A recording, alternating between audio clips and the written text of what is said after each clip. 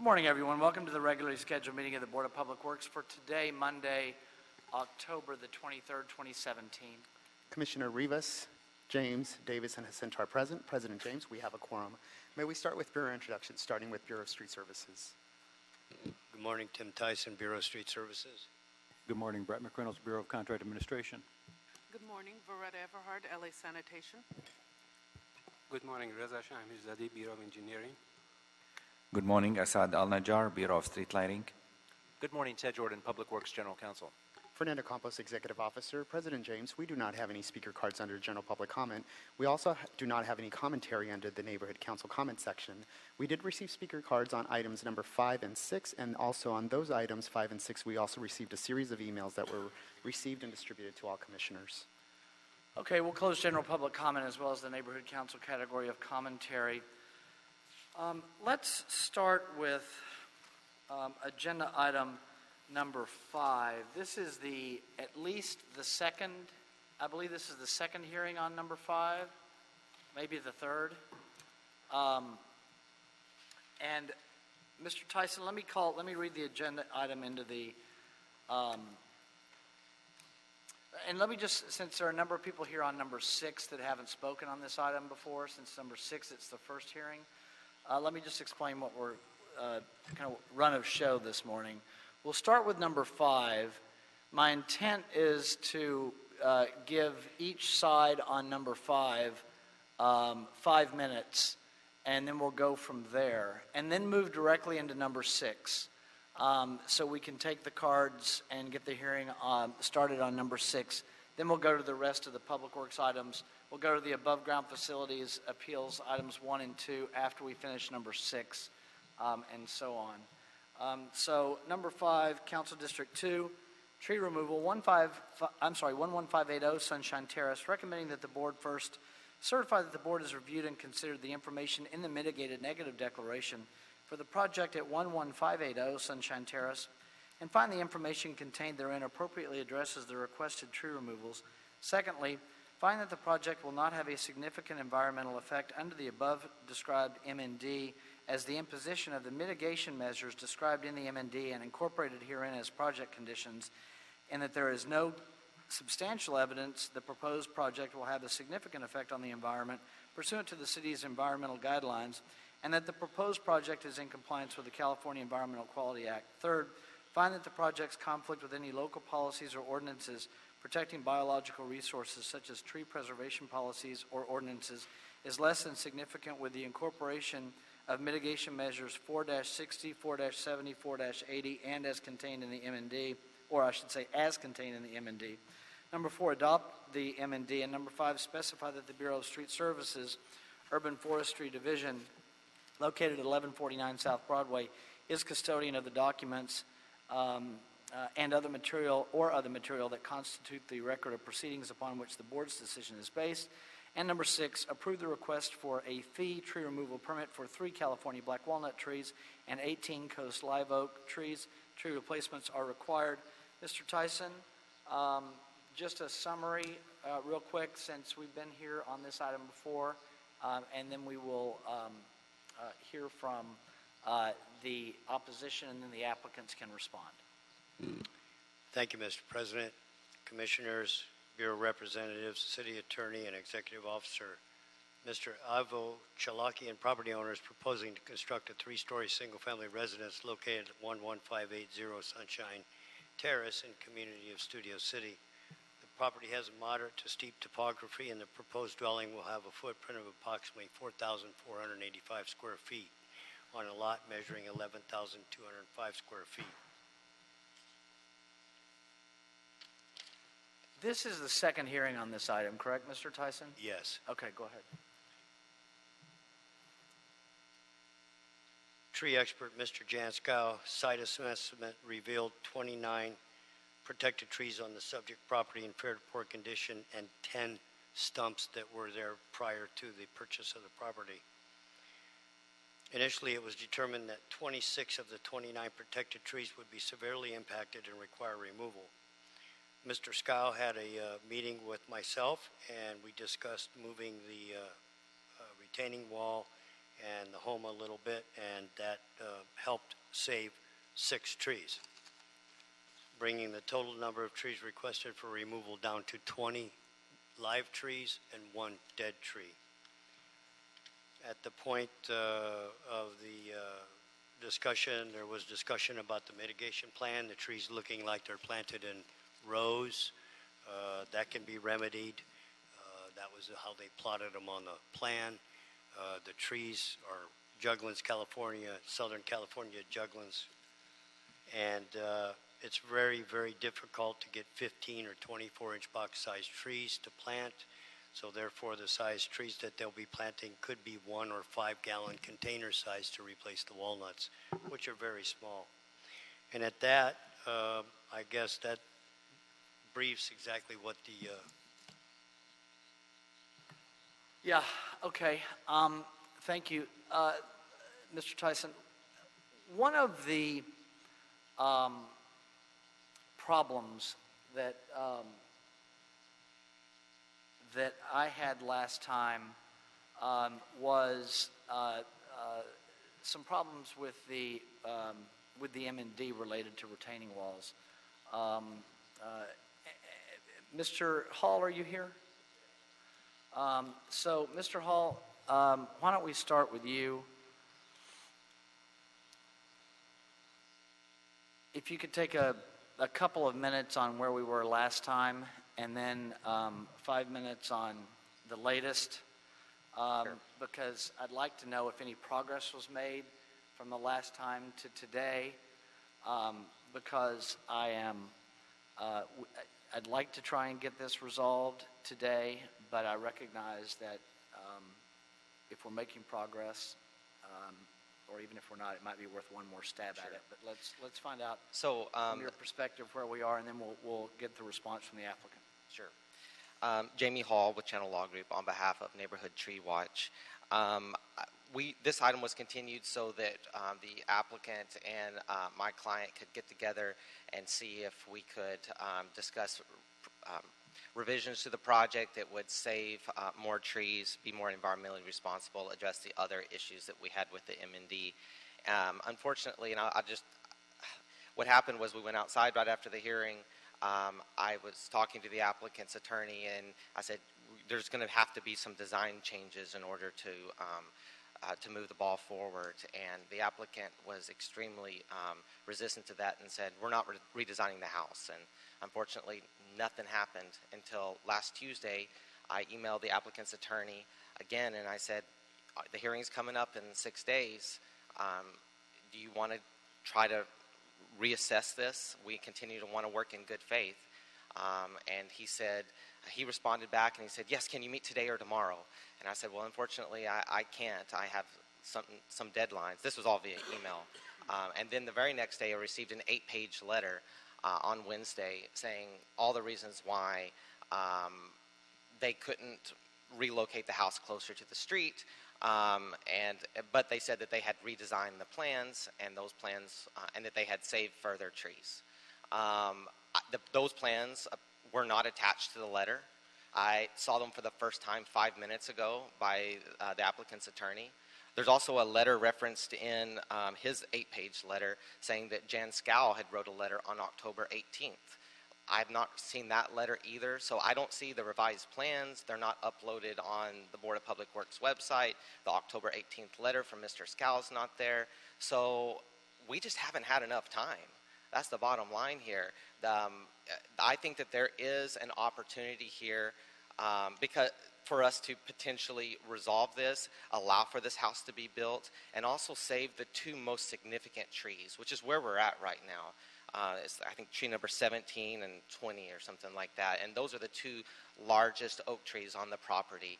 And I think that there's still a possibility, if the applicant is willing to accept, that they're going to have to make some design changes, and it will probably mean a smaller home. It doesn't mean that it's not going to be a really nice home, but it's going to have to be smaller. And it's going to have to be located closer to the street. And they, in the 8-page letter, outlined a couple of reasons why they didn't want to locate it closer to the street. Not that they couldn't, that they didn't want to. They said that one, if it was closer to the street, it would be noisier. Two, they want to have the additional parking because they want to have a really long driveway so people can park in there. And that they wanted the view. They just came straight out and said it. We want to be up on the top of the lot so we can have a better view. And also, they said that it would cost money for the architect to have to revise the plans. So the thing is that all the neighbors in the area have the houses closer to the street, and they find the noise issues tolerable. And there's other mitigation measures if you're really concerned about noise. You could have double-pane windows. The parking, there's a two-car garage built into this project, and there's going to be tandem parking behind that with a driveway. They don't need a long driveway. And a view, unfortunately, that's, while I appreciate their honesty in admitting that, that's, not a sufficient justification for removing oak trees. And the issue about cost, believe me, I've been repeatedly told by the city that architectural soft cost is not really relevant. And I don't think they'd be that substantive. So the issue here is, and with regard to the retaining walls, there was nothing in the 8-page letter about the retaining walls. We raised various concerns about the M&D because there's other entitlements here that you're having to look at in the course of the M&D. One is the issue of the haul route. Other hauling activities in the area have looked at geology and soils and noise as a potentially significant environmental effect. They were not analyzed in the M&D at all. In fact, I was looking at the M&D last night again, and on the issue of geology and soils, you should know that this site is located in a designated seismically induced landslide hazard zone, and the grading division has issued 41 conditions of approval in order to ensure that this property is safely graded. So there's no reason why the geology and soils shouldn't have been analyzed in the M&D, just like other hauling activities in the area. And then the issue of aesthetics was not analyzed in the M&D. Again, in the hillside area, you can only have 2 retaining walls, maximum of 10 feet high, or 1 retaining wall, maximum of 12 feet. Otherwise, you have to get a variance. And if you get a variance, the major issue that they look at is the aesthetic impacts, and that's what's looked at in the M&D. That wasn't analyzed at all. And there's nothing in response to the issues that we raised with regard to the M&D that are addressed in the 8-page letter. And one final thing I just want to note here is that the grading approval letter, it actually says, condition number 5, retaining wall shall be provided with a minimum freeboard of 24 inches. Freeboard is like an additional area above the retaining wall that catches dirt when it comes down. So in really steep lots, the grading division requires this. So if you go into the LADBS website, you see that they've applied for 2 retaining walls, maximum of 10 feet high. But they haven't looked at the 24-inch additional that they're going to have to add. So actually, they are proposing 2 12-foot retaining walls in addition to the other ones. So bottom line, the M&D is not sufficient. And unfortunately, you don't even get to the tree removal issue and whether or not that's reasonable if you can't conclude that the M&D is adequate. But we would still welcome an opportunity to go back and meet with the applicant. And I know the applicant's concerned that our client just doesn't want these houses. That's not the case. I know that that's just talking points that some people tell you, but in this particular situation, both things can be accomplished. There can be a house built there, and we can save these trees. And I'll conclude with that. Thank you. All right, thank you, Mr. Hall. Anything from the applicant in response? And do I have a card from the applicant? Alex Garib on behalf of applicant. Okay. I'm sorry, I don't have a card from you. What? Maybe I do. I've got cards everywhere. Just a minute.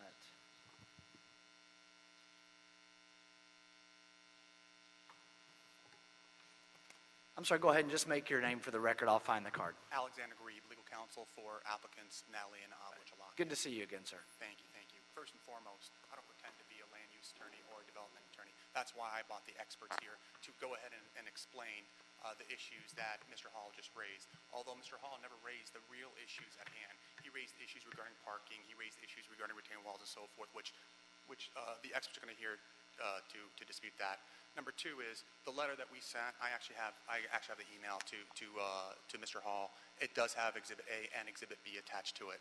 That being said, we did give him the opportunity of getting the plans as well today.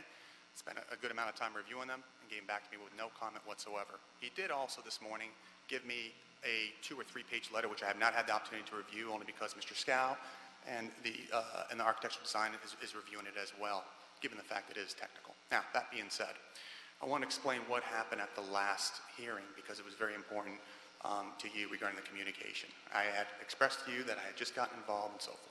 I went outside after the hearing, as Mr. Hall explained, and says, look, how can we resolve this? His comment to me was an all or nothing, meaning your clients have to agree to relocate this property, or we have nothing to talk about, okay? Of course, one of the applicants heard that and thought that was unfair, that they were taking an all or nothing position, and said no. Gave a couple days to relax, got everyone back together, spent a lot of time, spent a lot of money, okay, and we were able to come up with what we believe is really the best and final solution, given where the property is, based on the engineering and based on the environmental, based on the arborist. And what we were able to do is we were able to reduce it down from 37 trees being removed to 13 trees being removed. We were able to also relocate the residents 11 feet down towards the street. Now, that's the best that I can tell you right now, based on my expertise. But if you have any additional questions, particularly about the retaining walls, particularly regarding the trees and so forth, I would rather you hear from the experts rather than someone who has just nothing more than a JD degree. So with that, I would welcome the opportunity to have the experts come and speak. My concern at this point is more on the legal front, but I'm happy to hear from, is Mr. Scow the person that you're? He is. I'm happy to hear from Mr. Scow for a few minutes. The architectural designer is here too to explain the whole issue regarding the grading issues, the retaining wall. Yeah, my concern is the MND. I think that Mr. Hall has raised valid points regarding the MND, and my inclination is because I don't think that in the amount of time that we provided to you all, for whatever reason, and I'm not blaming either side, and it may be our fault that we didn't give you enough time, but I was hoping that we could get both sides together, as we have had success doing. Lately, we've been on a streak of luck, and we've just had parties. I know every case is different, every project is different, but we've had a real streak of luck getting people together where they walk back in here with a resolution. And I feel like that wasn't sufficiently done here, because I'm very concerned, and I'm just going to be blunt with you. I find myself as a representative of the city here in a bit of a conundrum. When we have entities like this, I have to thread a needle, because it's possible we get sued by either side. Whoever loses is going to sue the city. And so I try to thread a needle by getting an agreement so that the parties agree and we don't get sued. And I feel like there's exposure under the M&D at this point. So Let me just say that I would be remiss, and I appreciate the candor, and I like to respond with candor. I believe there was sufficient time. We sent this letter off to Mr. Hall on Wednesday. I tried to arrange something with him on Tuesday. He wouldn't do so. In fact, he responded back to me on Wednesday to my Tuesday letter saying, I'm too busy, just get a continuance. Now, he said that to me twice, never responded to me. Sends me a response to my 8-page letter that I sent him on Wednesday this morning. The point here is that I believe that Mr. Hall is pushing for a continuance, knowing the timeline that my clients are under. After October 29th, We have to start this whole process over Yeah, again. It's I'm gonna the be one, six figures. I'm the one pushing for the continuance at this point. You were not on Tuesday or Wednesday of last week. So you're saying, oh, I remember, yeah, you're saying after October 29th because of your building and safety date, is that? We have to redo everything, basically. We have to redo everything. It's gonna be another six-figure on behalf of our clients. Yeah, okay. So that's what's going on. I'm sorry? That's, if you want me to be candid, that's my Yeah, opinion. you as to mentioned what's that going last on time, here. and that's the reason, because I wanted to give you more time last time. Yes, you did. And you told me that you had the October 29th date coming up. Yes. And so we put you on October 23rd Correct. in hopes that we could get it resolved. Correct. But Mr. Hall okay. was unavailable since last Tuesday to me, so. Has there been any revision to the MND at all? No? I still think you have a faulty MND. Commissioner Davis. So I think that in terms of negotiating this, what I'm hearing from both parties is time, and I do recognize your dissatisfaction with the fact that you feel that you have been drug along on time, and I'm hearing you.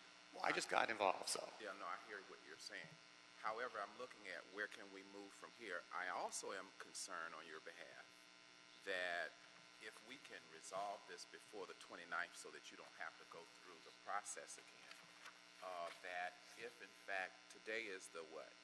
23rd. 23rd, and if in fact we could carve out something, even though it may be close to the deadline, within the deadline, that maybe that might be fair for you. But I do, in summary, believe that it might be best to give additional time for him to look at it based upon his testimony that he wasn't able to really digest it. I do understand your He already responded to it. Yes, sir. He already responded to it, so apparently he did have time to digest it, at least enough to provide me with a response that I just got, not more than 30 minutes ago, which I'll review. That being, what's going on here is that every time we try to do something, a new issue came up this morning.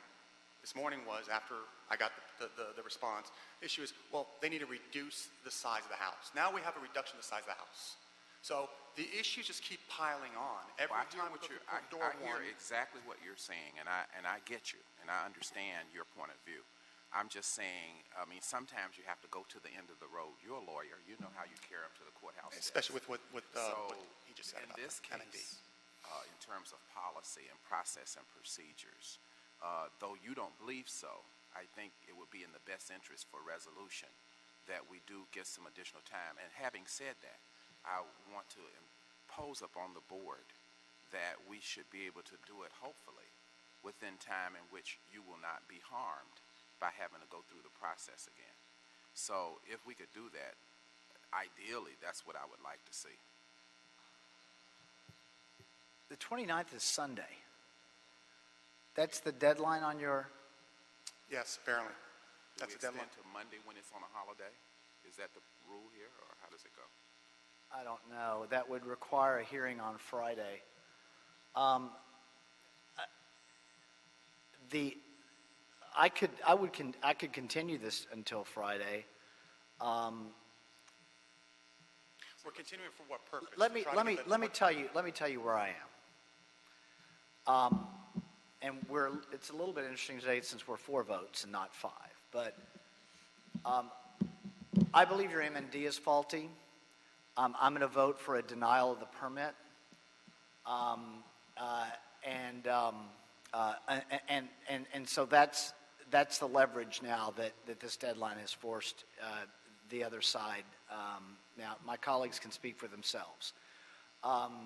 Because I believe we subject the city to exposure if we don't.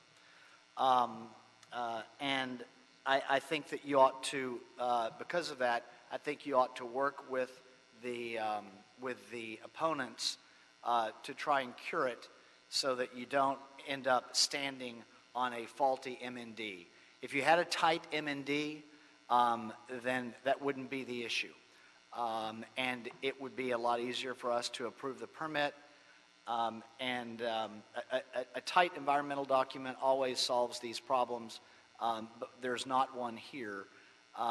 And so I think that you ought to either work real quick with and make some agreements with the community so that they don't end up in a lawsuit on where they stand on a faulty MND, or you're going to have to start the process over and come back with better documents. That's my position on it. Mr. President, what about the issue of the timeline for Friday in terms of their I'm happy to continue it to Friday if they think it's. I don't. I would like to see. They can tell us whether they think it's worthwhile or not. I think it's if there's a shot of solving this by Friday, then I'm happy to put the item over to Friday. Couldn't they possibly, in terms of the MND, take time today until then to prepare it appropriately, having also communicated with the other respondent and get that time and within the deadline? I mean, I don't know if it's probable, but I think it's possible, right? I suppose anything's possible. Possible, I think. So that's. I'm available. Yeah. Okay. I would like to see that. That's fine with me. Commissioner Jacinto? Thank you, President James. You know, I support that that time be given, although it's pragmatically speaking, they got to work very quickly in order to address the NMD issues, and I do support those as well. I think that they are the haul route and the retaining walls are significant, and so either we're able to come to some sort of agreement by Friday, or come Friday, and then if we still don't have resolution on that MND, then I would support a denial of the permit because we cannot subject ourselves to that. So, all right. So I would like to move that. One moment. Go ahead, Commissioner Davis. I would like to move that we extend it to Friday, given one of the parties an opportunity to correct their paperwork and then communicate effectively with the other respondent. Well, they either correct their paperwork or they come in with an agreement with the other side such that ideally their MND doesn't get challenged. Got it. That's the. So I think that in generality, I'd like to have that extension of time for this problem to be resolved. All right, and so the only way we can fit in with the current timeline that you described is to hear it on Friday, which is October 27th. So, Dr. Campos, would the council office like to be heard on this, Mr. Terosian? Okay. That'd be 10 a.m. What's that? 10 a.m. Yes. Mr. Terosian. Good morning, and sorry for taking up some of your time, but I thought I would chime in just really quickly on some of the technical aspects. I'm Carl Terosian, Planning Director for Councilmember Paul Krikorian. Our office has tried to be involved in this application process since the August 4th when I stood here requesting a continuance back now over 2 months ago to work with the applicant and the applicant's representatives. I've met with them. I've tried to come to a point where they would start looking at actually altering their plans to fit in within the built environment, the existing natural environment that's on the site. We have had an applicant that has not been upfront and willing to work with us. Their new plans, I just wanted to put this on the record, their new plans that they are describing that they are protecting 7 more trees is information to the council office.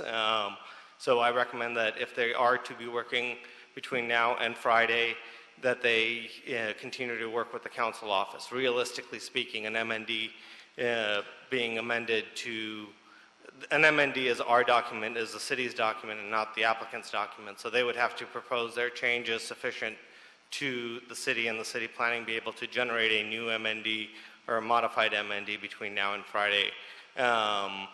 But just really quickly, I'd like to just to add the information to the record and to let the applicants know loud and clear, and apparently very loud because the applicant's representative was speaking very far, that the council office as it stands it has strong reservations towards this project and is requesting a denial of it. The mitigated negative declaration of this project is insufficient as stated because of the entire project not being incorporated, aesthetic aspects not being incorporated. And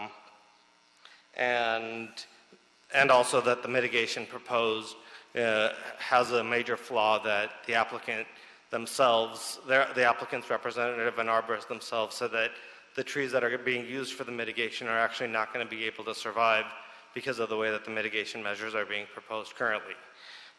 Finally, this board has the ability to deny this project and to say that a reasonable development could happen on this site without the removal of now 13 trees, or at least all 13 trees, because the project that's being proposed in front of you right now, if they were to go back to building and safety and request new permits, would be denied because this project is larger than now allowed. That is the reason why they have this Friday deadline, is they're trying to build a house that's larger than allowed under the baseline hillside mansionization ordinance as modified by the city council.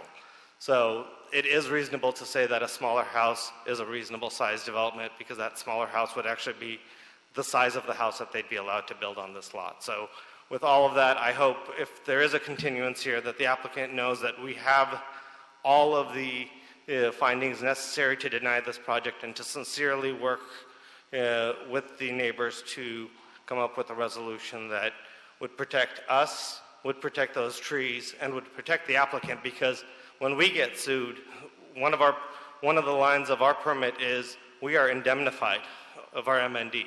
So they will be paying for our attorney's fees, and if we were to lose, and with an MND like this, more likely than not we would lose, they would end up paying the neighbor's attorney's fees in addition to theirs.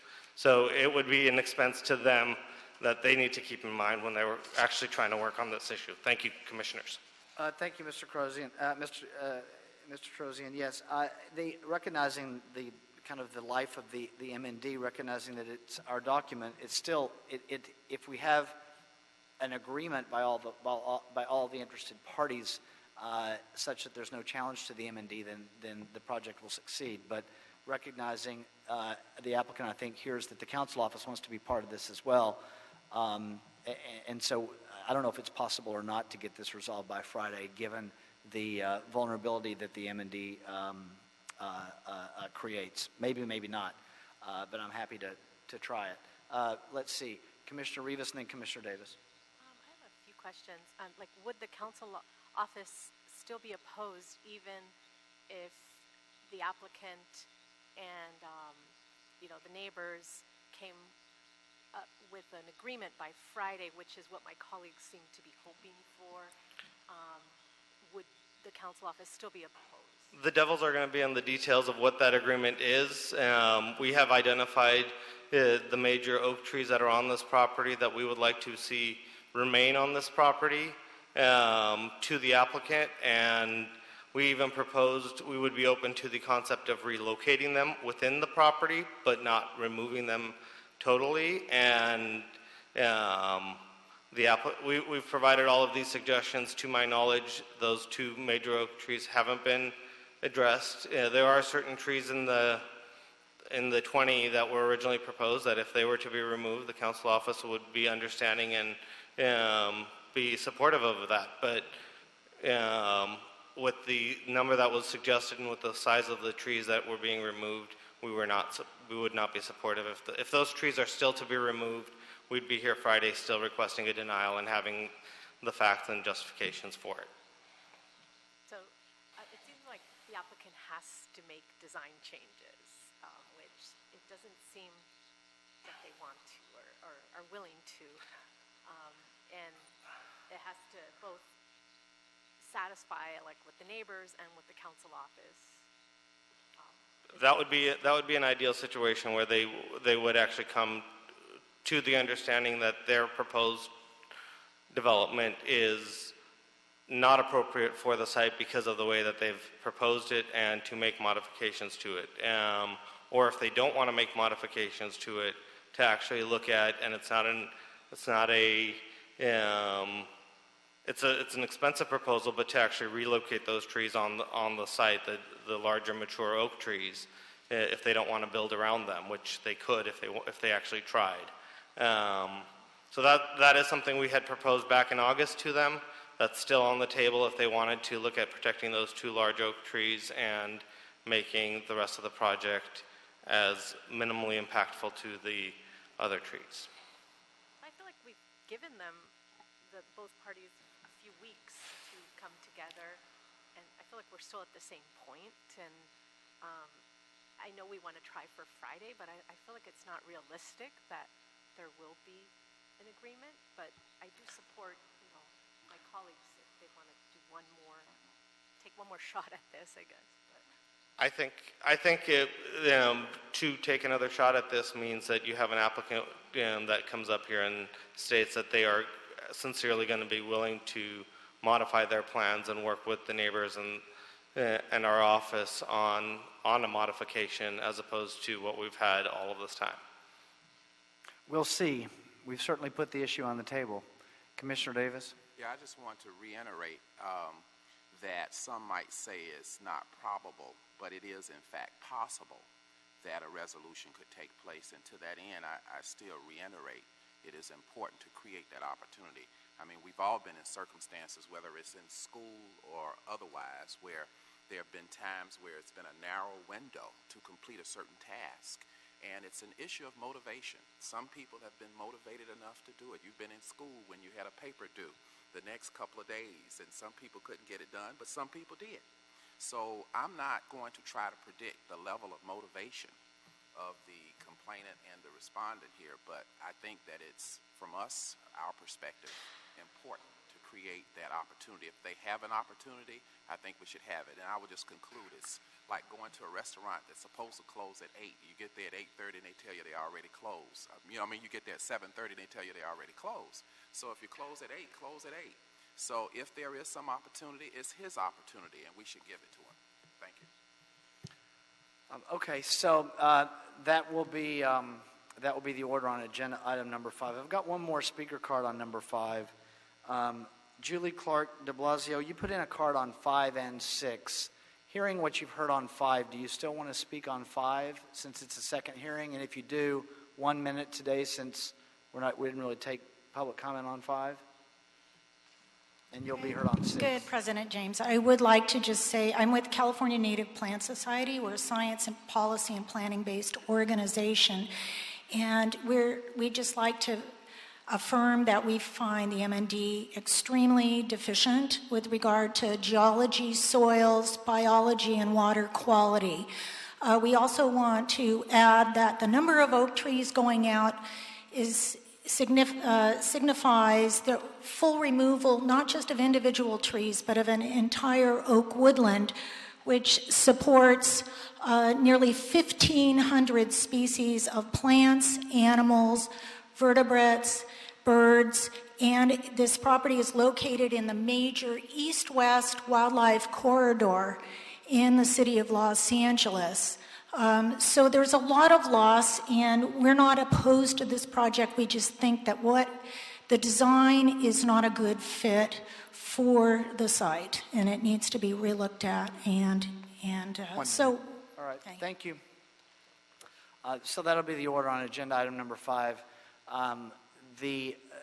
And just for the party's interest on number 5, since it will have been the third hearing actual hearing at the board, I realize it was originally scheduled for an August date, but we automatically continued it without hearing. This will be the third hearing where we've actually had a discussion about it. The only discussion we're going to have on Friday will be the terms of any agreement. And if we don't have the terms of an agreement, then we will, if we don't have those terms on an agreement, then the board will just rule one way or the other on the existing application. So that's the issue on number 5. Agenda item number 6. And I want to emphasize number 6 is a separate project in a separate council district.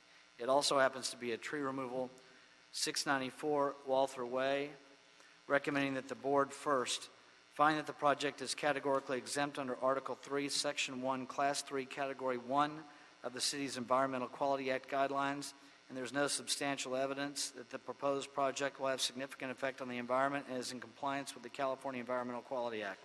Secondly, find that none of the exceptions to the use of a categorical exemption as set forth in Section 15300.2 of the state CEQA guidelines apply.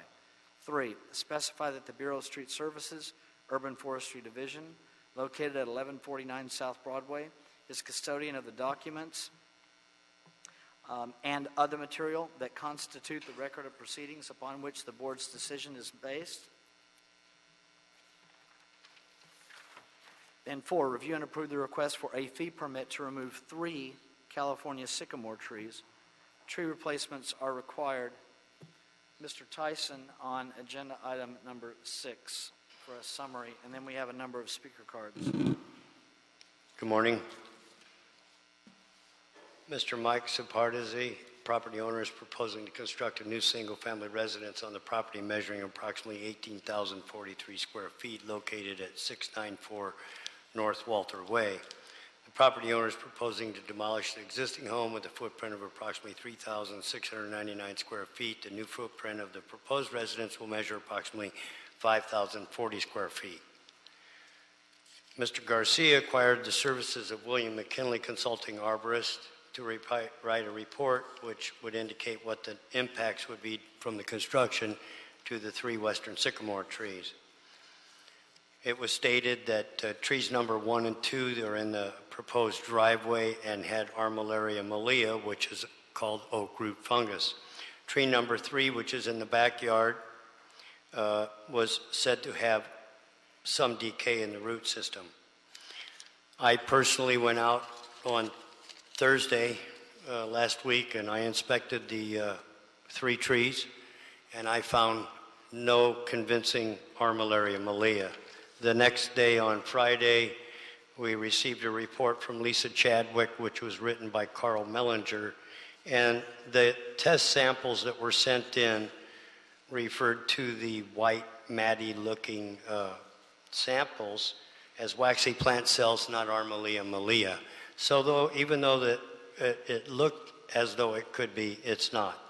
Therefore, Urban Forestry Division and the Bureau of Street Services is going to change their position on the 2 trees in the front, which can be saved by altering the driveway and making room for those 2 trees.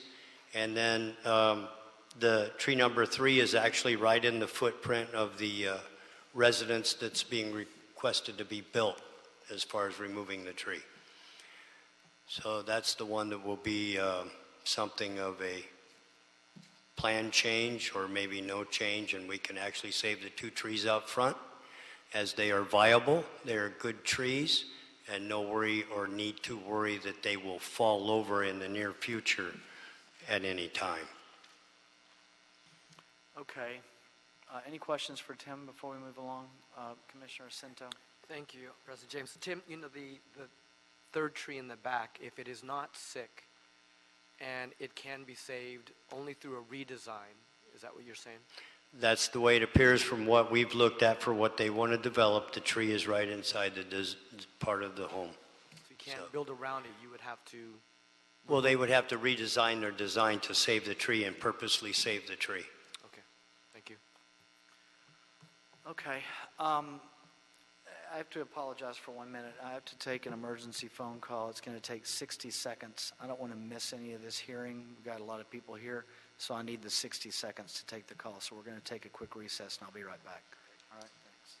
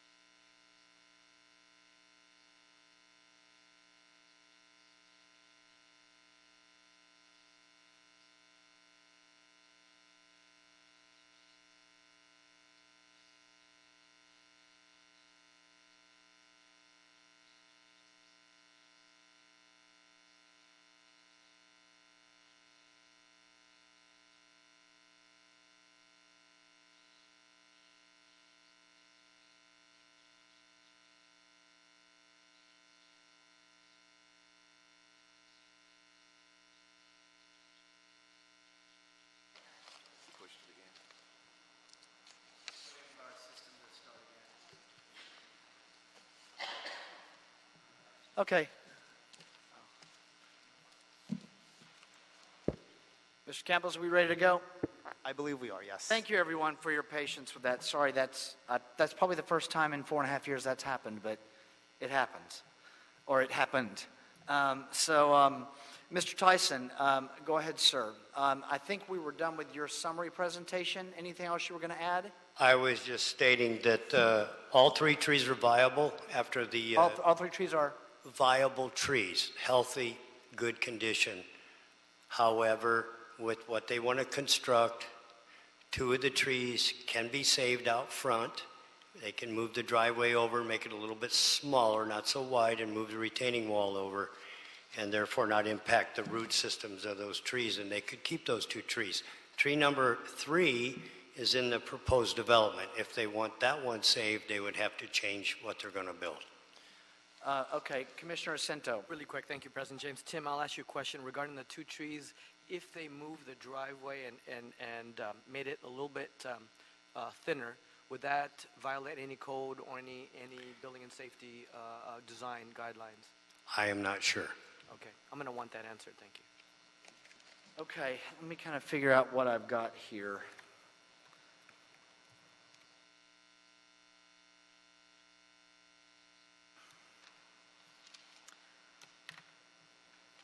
I've got Helen Ann Hirsch. Hi. My turn? Yes. Thank you. And let's see, let me just, one moment, Ms. Hirsch, before you start. Who do I have that, I've got the property owner here. Is the property owner here? Okay, and you're the property owner's representative? Correct, counsel for the property owner. Okay, so let me just kind of explain to you the run of show. It's a little bit different since this is the first hearing on this item, correct? Second. This is the Second. hearing. Oh, I wasn't here. Oh, okay, that doesn't happen very often either. So my first hearing at this. So they probably told you last time, but I make assumptions. As the real party in interest, we're not going to put a time limit on you per se, but if you start to repeat yourself, I'm going to interject. And for each of the public speaker cards that have come in, we've got 2 minutes for each speaker, which is the standard time here in City Hall. I understand if you want to be cumulative and pile on, that's fine, but I only request that if you're going to do that, you might just point to a point that somebody else made, because it's not just our time, it's everybody else's time in the room as well. So go ahead, ma'am. Thank you very much. My name is Helen Ann Hirsch, and I live a couple houses down from the property in question, and I actually stare at this tree number 3, if you will, every day, 1,000,000 times a day from my home. I really want to thank you guys for letting us come back and challenge the tree removal, and I also want to thank Mr. Tyson, he came out really bright and early last week, and that was a big deal to us. The mayor's office has been great, and Councilman Bonin's office has been super supportive, and we really appreciate it. I just want to be sure that the commission has the arborist report that you gave us time to have contracted. I think Dr. Campos distributed that to you, and it really is a great report. It has lots of pretty pictures, and it essentially says, just point blank, all 3 of these trees are healthy. And I kind of got the sense from Mr. Tyson's testimony that really can't reasonably be disputed, and that they're really not a liability concern as was presented last time.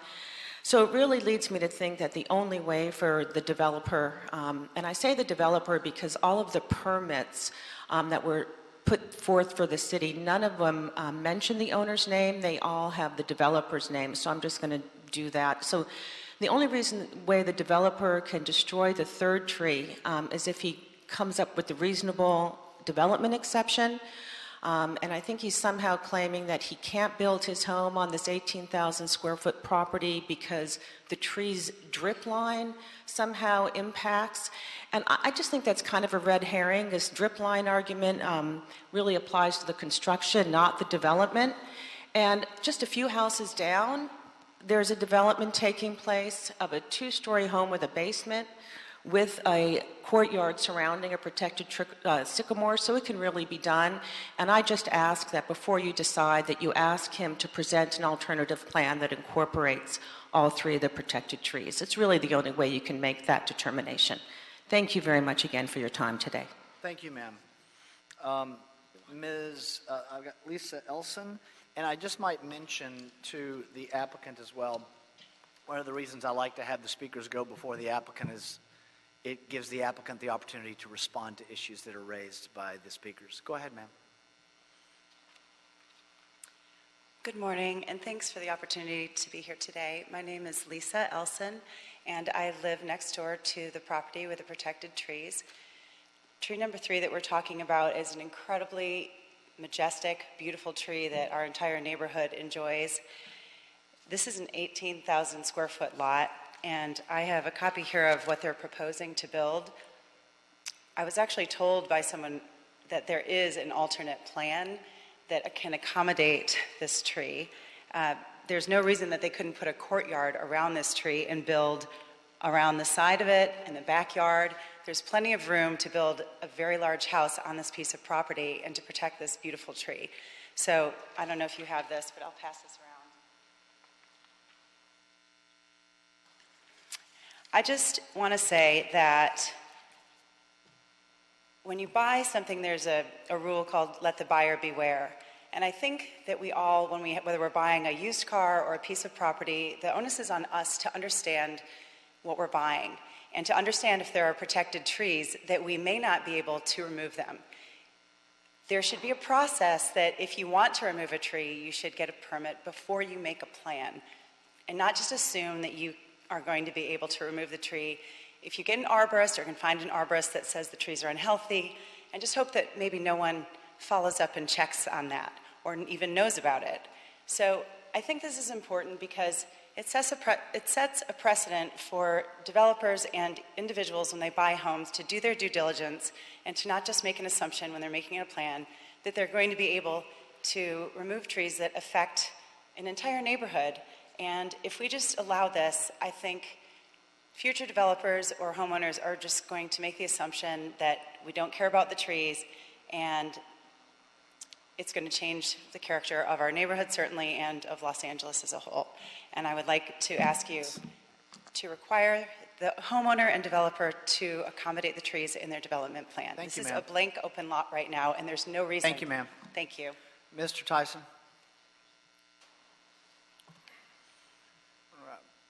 During my absence, was there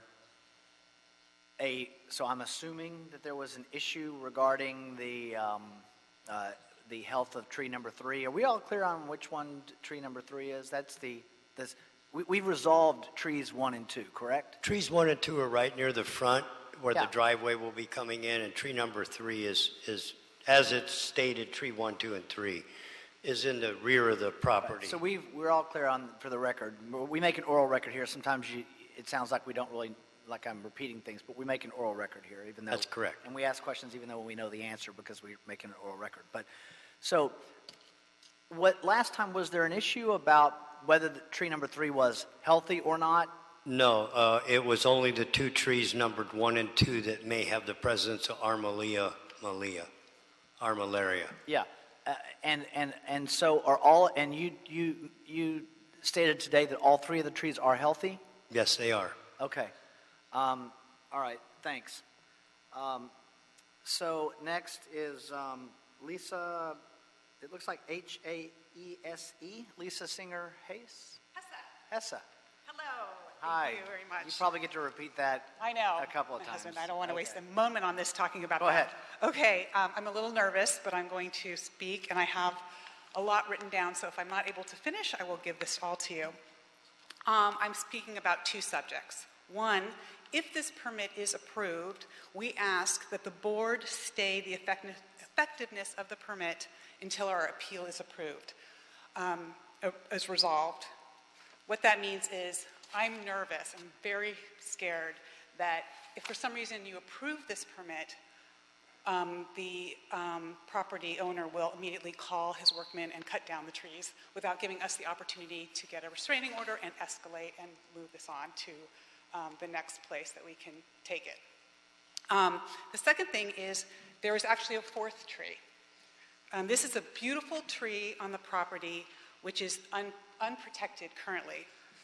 We believe it is a Betula nigra or a river birch. It is a very beautiful tree, and it is on the very corner of the property. I am asking that we preserve this tree. Tim Tyson, when he came out, he looked at all the trees, and he also said to the developer, hey, you should keep this tree. It's a beautiful tree, and it's on the corner. There's no reason why this tree should be cut down too.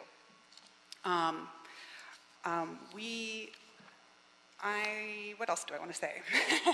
I have so much, and it's all written down here, but what I will say in conclusion is that the city of Los Angeles has embraced and encouraged the idea of the urban forest.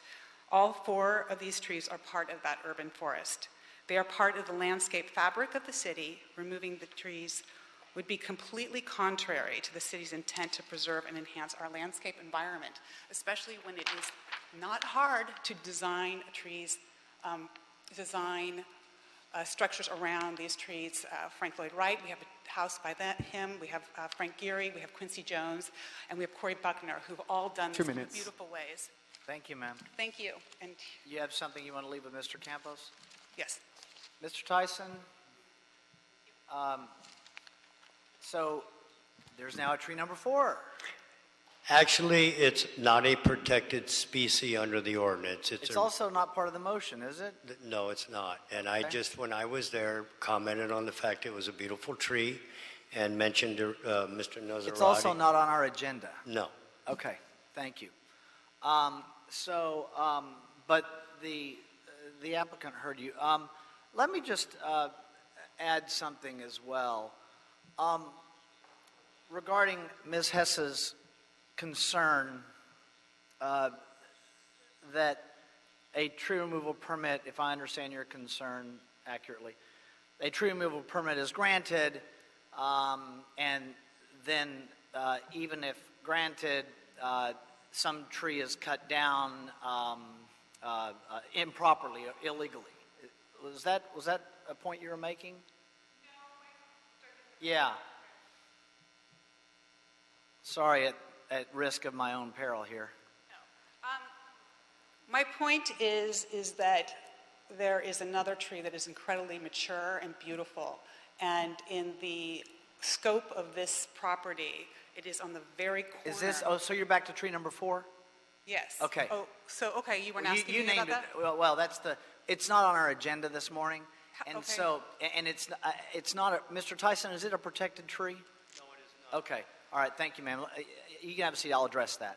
Okay, you will? Okay. Look, the city has, I'm done. I don't have any more questions for you. The city, we do everything that we can to ensure that our residents, including developers, work to follow the guidelines regarding our urban forestry. We have had many years of success. I will say that there has been an exception, and I don't want to say too much because it's litigation, but your council representative here, who is here today, knows that this board has taken action that we have been on the other side of litigation for, because someone in Council District 11, a developer, took out trees illegally, and the city has remedies, and we exercise those remedies, and we exercise those remedies in the face of being sued, and that sometimes happens. But my point is that we will continue to protect the urban canopy in the city of Los Angeles. And what our board does is balance the interests of property owners with the ordinances that have been put in place by your elected officials, the city council, and the legal protections that come along with all of that within the bounds of the laws that have been put in place by the council and the state. That's what we're trying to do this morning. Regarding this additional tree, it is not on our agenda. Is it a protected tree, Mr. Tyson? It's not a protected tree. So all I can say is there are still various permit requirements in the city. This property owner has good legal counsel, and I am sure that it has no interest in trying to skirt the process in connection with this, and is hearing the hearing today. So with that, let's go to Lisa Chadwick.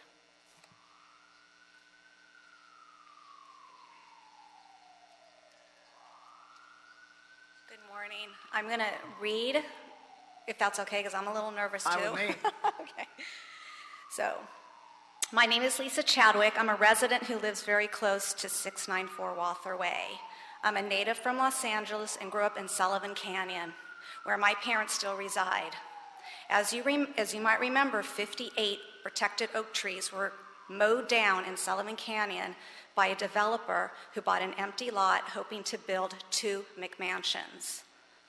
Sarah Nichols, who has been very involved for over 3 years in seeking a remedy for a tree massacre executed by a rogue developer who assume there are no enforceable penalties for illegally cutting protected trees.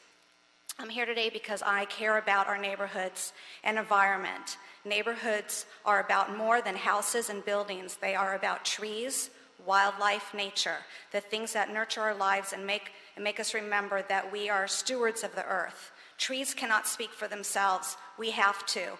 When they are lost, parts of us are lost too. I bought in this neighborhood for all those reasons. The 3 mature and beautiful sycamore trees on Walther Way have such a presence to me each time I walk my dogs up the street.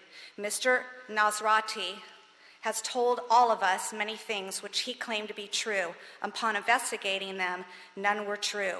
Note, okay? He claims that he's not the owner, but in fact he's on the title. I have the title here and I will present that. He failed to disclose that the house is going to be 11,000 square feet. And I have a photo of his Instagram proving that he's building an 11,000 square foot house. If dishonesty is ignored and tolerated, dooming this time 3 majestic trees that have shaded our children and graced our neighborhood, then where does this stop? At 10 trees? 2 minutes. 15, 50? Do you want me to stop? Okay. Yes, please. You can finish your statement, ma'am. Oh, I can't, thank you. Well, not the entire written statement. If you're mid-sentence, go ahead. Okay, mid-sentence. Okay. Then where does this stop? At 10 trees, 15, 50? Surely we're better than that. Surely we can leave a legacy of protecting nature so our children can one day say, this is what a neighborhood is supposed to be. Okay. Thank you, ma'am. Okay. Next, we have Tom Carver. Can I just hand this in? Yes, of course.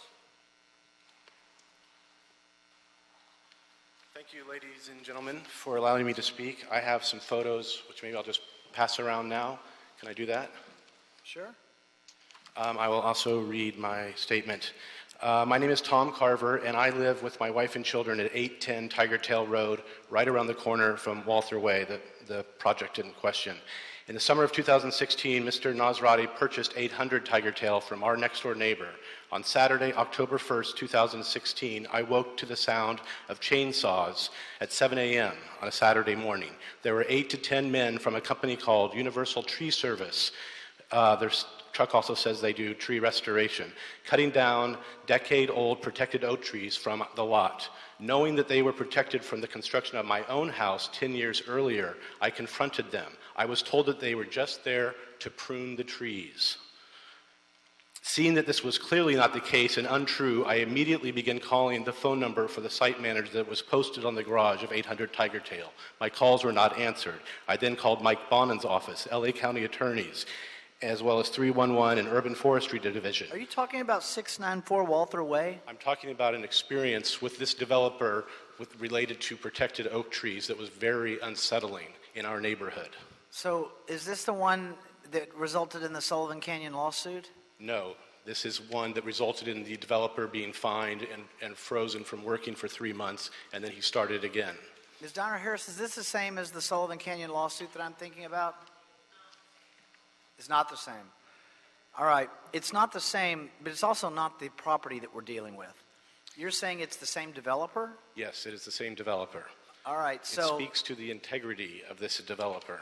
so go ahead and finish your statement. Thank you. And Mr. Campos, put another minute back on the clock for him. I interrupted him. Thank you. But just know that we're skirting on the end of the Brown Act here when we're not talking about the agenda item, but because you're claiming the same developer, I'm going to stretch. Thank Go you. ahead. On Monday morning, Ms. Nasrati's tree trimming company was back on site clearing the protected oaks. I begged them to stop. They laughed at me, and as many of the neighbors stopped by, distraught by the news, the employees of the tree trimming company began to peel their logos off their trucks. At 1 p.m. on Monday, October 3rd, Ron Toll from the LA Department of Public Works Urban Forestry Division arrived at my house and from the backyard demanded that the workers cease their work. At first they ignored him, but once he showed their badge and said they would go to jail if they didn't stop, they finally stopped. Unfortunately, the damage had already been done. The entire hillside was decimated from protected oak trees. On Thursday, October 6th, Ray Nasrati finally returned my calls. He told me he'd been out of town, and he was as shocked as I that these trees had been taken down. And he went as far as to say to me, "Why don't we try to sue the tree trimming company together?" I was shocked by the absurdity of this remark, and I told Mr. Nasrati so at the time. And later, when I was able to see the blueprints for the new house, it was obvious by the size, dimensions, and scope of this build that he never intended to keep these trees. Today, a massive new home is almost complete at 800 Tiger Tail Road. It blocks my home's ocean views and clearly exceeds any square footage laws. Where once there were a dozen more beautiful, mature oak trees, there are now none. Additionally, 2 massive oak trees on my own property are now dying and falling to the ground, and I have no doubt that their root systems were compromised by this destruction. I have photos and video documenting everything I've said. Thank you for your time. Okay, thank you, sir. I've got Laney Price.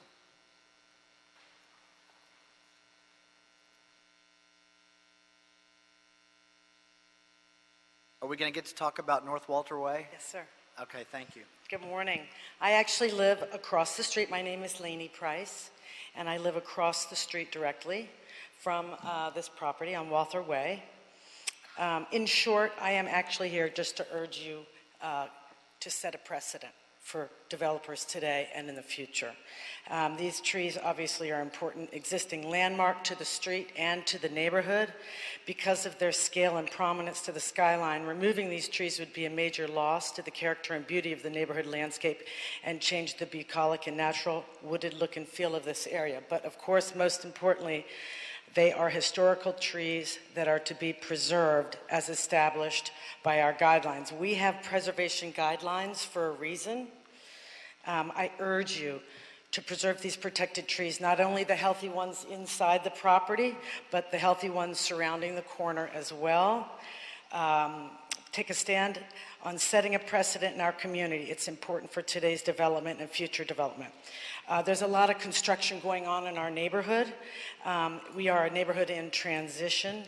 Developers are not caring about preserving and protecting the native flora of the area.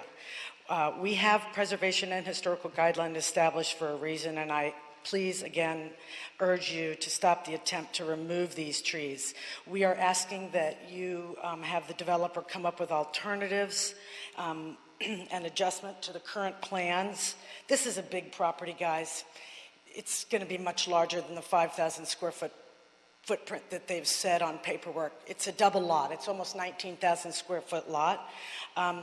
As we are standing here right now, because I've watched it from the day the escrow has closed, the developer has not followed through taking care of the trees since the close of escrow. Roots, huge roots are destroyed, or excuse me, are exposed, probably being exposed. Destroyed. Mounds of dirt are surrounding the area because they've already been digging and 2 using minutes. tractors all over the property.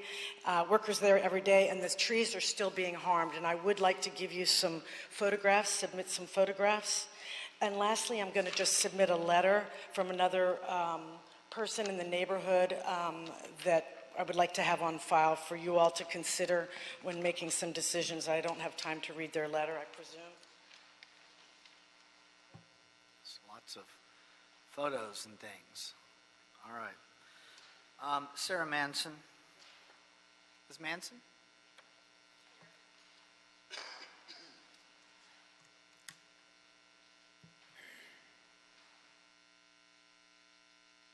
Hello. I'm Sarah Manson, and I live diagonally across the street from the house in question. And I've been living at that house for 41 years now and appreciating the trees all around. That house has a lot of character, and that corner, which I'm right across from, there are people who walk and take rests in the shade because of the trees, and then continue on their walk. So it's, in a way, it's a kind of a meeting place at times. It does add beauty, and we all appreciate the natural growth that's around, so I'm really encouraging that they not be cut down and destroy what we all like to have, a natural beauty around us. Okay. And Thank you, ma'am. Margaret, it looks like Carver?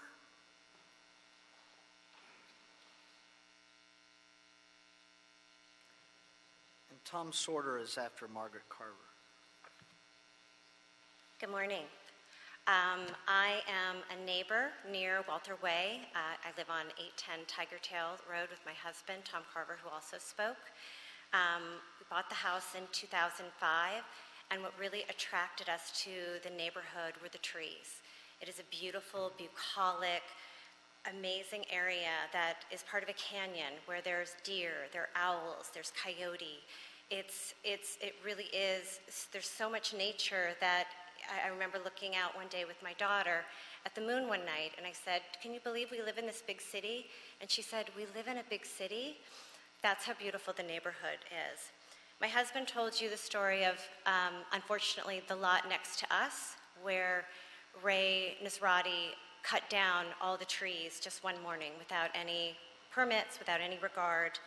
But Walther Way can still be protected. It's trees that I drive by and walk by multiple times a day. They're beautiful and deserve to be saved. And what we really don't want to have happen is I recall the Dr. Seuss book, The Lorax. And right now with all the developers that are coming in and building, I'm afraid that our trees will also be gone. And so we have to be here to speak for the trees. Thank you. Thank you, ma'am. Tom Sorter, and then Donald Keller.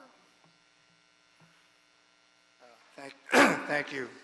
I had a number of comments to make, but in view of Mr. Tyson's report, I'll limit them to just a couple, and I'll submit my other comments in writing along with some pictures. Okay, Mr. Jordan will take those while Mr. Campos is busy. So I'll limit my comments to just a couple of comments. Our house is at 655 Walther Way, which is about 4 or 5 houses away from the 694. A little more than a year ago, the property next to ours at 665 Walther Way was sold for more than $3 million. The house was torn down, and construction is underway on a new house that will have between 4,000 and 5,000 square feet. A giant old-growth tree sits at the center of that lot. Fortunately, the developer recognized the value of preserving it by designing the new structure around it. I've submitted photographs of the way that was done. In my view, this shows that it's not unreasonable to expect that the transformation of our street, which will inevitably occur in future years, does not destroy its environmental character.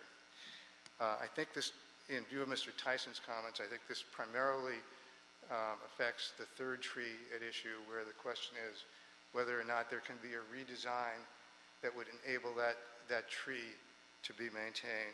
And in that respect, the second point that I wanted to make is that when the developer bought this house, this property, 694 Walther Way, it was not a vacant lot. There was a house on the lot, with the trees already, which in itself speaks for the fact that it's possible to build a house on this property without taking down that third tree.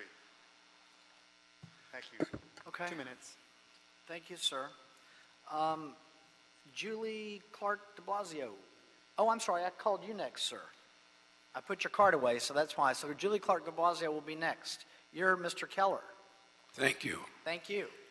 My name is Donald Keller, and I live at 808 North Kenter Avenue, and I'm the Vice President of the Brentwood Homeowners Association, and also a retired general contractor and realtor after 60 years. I don't need to go very far around the corner to 800 Tiger Tail. This committee, honorable committee, has heard from the developer that these trees are diseased. On the contrary, staff and street services now comes to tell you that these trees are in very healthy condition.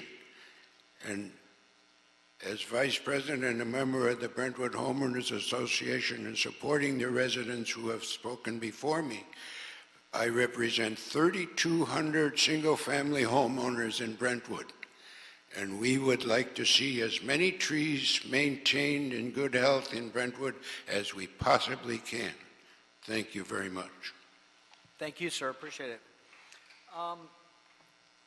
Mary McGlynn? Oh, I'm sorry. I called Julie Clark de Blasio first. I was trying to get to the other side. That's a problem when I try and tell people they're going to be next. I put the card away and then I look up at a card. That's what happens to card players, huh? It's one of those days. On cards. Ms. de Blasio, we'll go with you and then I'll get to the next point. Go ahead, ma'am. Okay. First of all, I want to thank this board for the delicate approach you have and clearly in earnest for balancing development with protecting our native trees in the city. I know it's a tough job. So I would like to say that there are three categorical reasons why we're speaking about the Walter Way project today. First of all, we'd like you to seriously consider how the project can keep all three trees, especially considering the enormous size of the lot.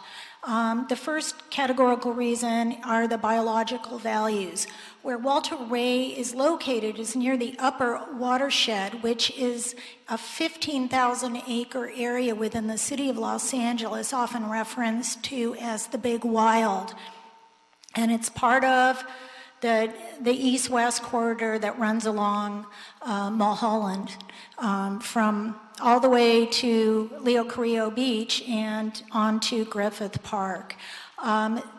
The three trees between each of them, they can produce up to almost 50,000 seeds a year. They live up to 500 years. They support numerous wildlife, and they also add economic value to the neighborhood, the community, and the property value, the property owner. So I urge you to uphold the native tree ordinance, which as well, if these trees are retained, it'll also support the city's climate change initiative. There's a sustainability initiative, the Million Trees initiative, and of course the protected tree ordinance. Thank you. Thank you, ma'am. So what I've got now, the council office, my understanding, Ms. Harris, would you like to go after we've heard from the applicant as well, or do you want to? Okay, so thank you. That's what I prefer, if that's okay with you. I think I've got representatives from the property owner left with speaker cards.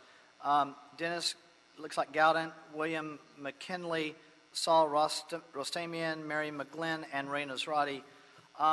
And the legal representative, sir, you're the Winston Strawn lawyer? So we've heard from the community.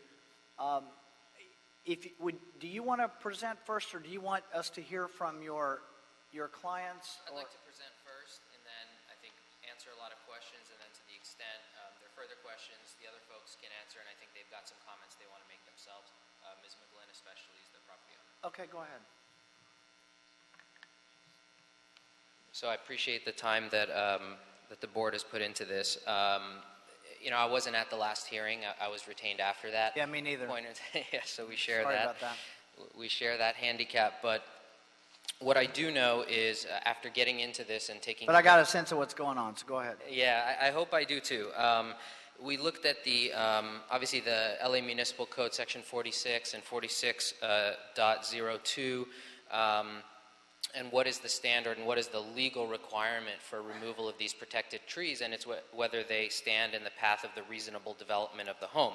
And the location of these trees, 1, 2, which are on the side, and then number 3, which I'll enter a map into the record, are flatly within the footprint of the home.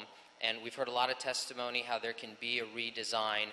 We've gone down that path internally, and my client's contractor, Mr. Nosrati, will testify to that.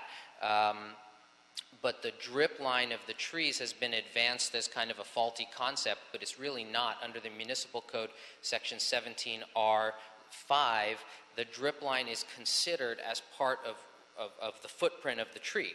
And the map I'd like to, or the architectural design that I'd like to show you and subsequently enter into the record, I believe Mr. Jacinto has it in front of him, shows the home and shows the circle around the tree, and the drip line is over 50% of this home. And this is not a particularly large home in the community. The square footage of the lot is around 18,000 square feet.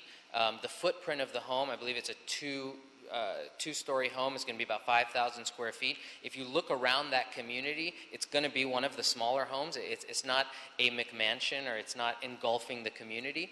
And when you look at the drip lines, that we obtained those drip lines from our consulting arborists and asked them essentially under the code, how far do we have to stay away from each of these trees? And then we've mapped that across the plan of the property, which this is the best plan that we can come up with. It wasn't the only one, and Mr. Nosrati will testify to that. So it's not as if we came up with a plan for the property and said, this is what we're building, we don't care what anyone says. We went back to the drawing board multiple times, and this is the best that we could come up with for a reasonable home that complies with the municipal code, including the drip line standards. And I'd like to just enter this map in the event it's helpful to the board. Can I jump ahead? Sure, please do. Just simple math here. We got 3 trees that we're dealing with. Are you all okay with leaving trees 1 and 2 intact? No, we're not. Trees 1 and 2, although I will mention, just for the board's curiosity, on tree number 4, not an issue of this application, but it's not something that we intend to take down. It's a beautiful tree. We're not here to raise the entire property just because we don't like trees or because we don't like where it is. It's not disturbing any developments, not even close, so we're leaving it. But trees 1 and 2 are where the driveway is going to be, and there's not going to be another way to redesign this around 1 and 2, and certainly for number 3. So we have taken a lot of time and attempted to be thoughtful about this issue, and we can't get around that. So I'll just enter this into the record. Again, the topography of the property, it's a very slopey property. The whole side and back of the property is kind of one large slope, so to come in and say that you can just build around it is really without any factual justification. We've done the research and we cannot build around it.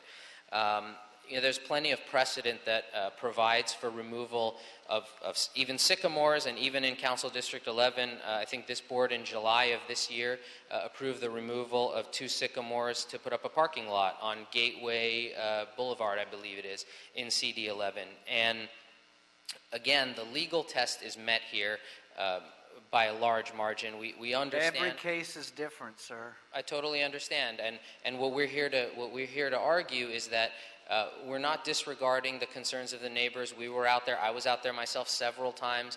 We had people looking at this in a lot of different ways, and this is the plan that we came up with.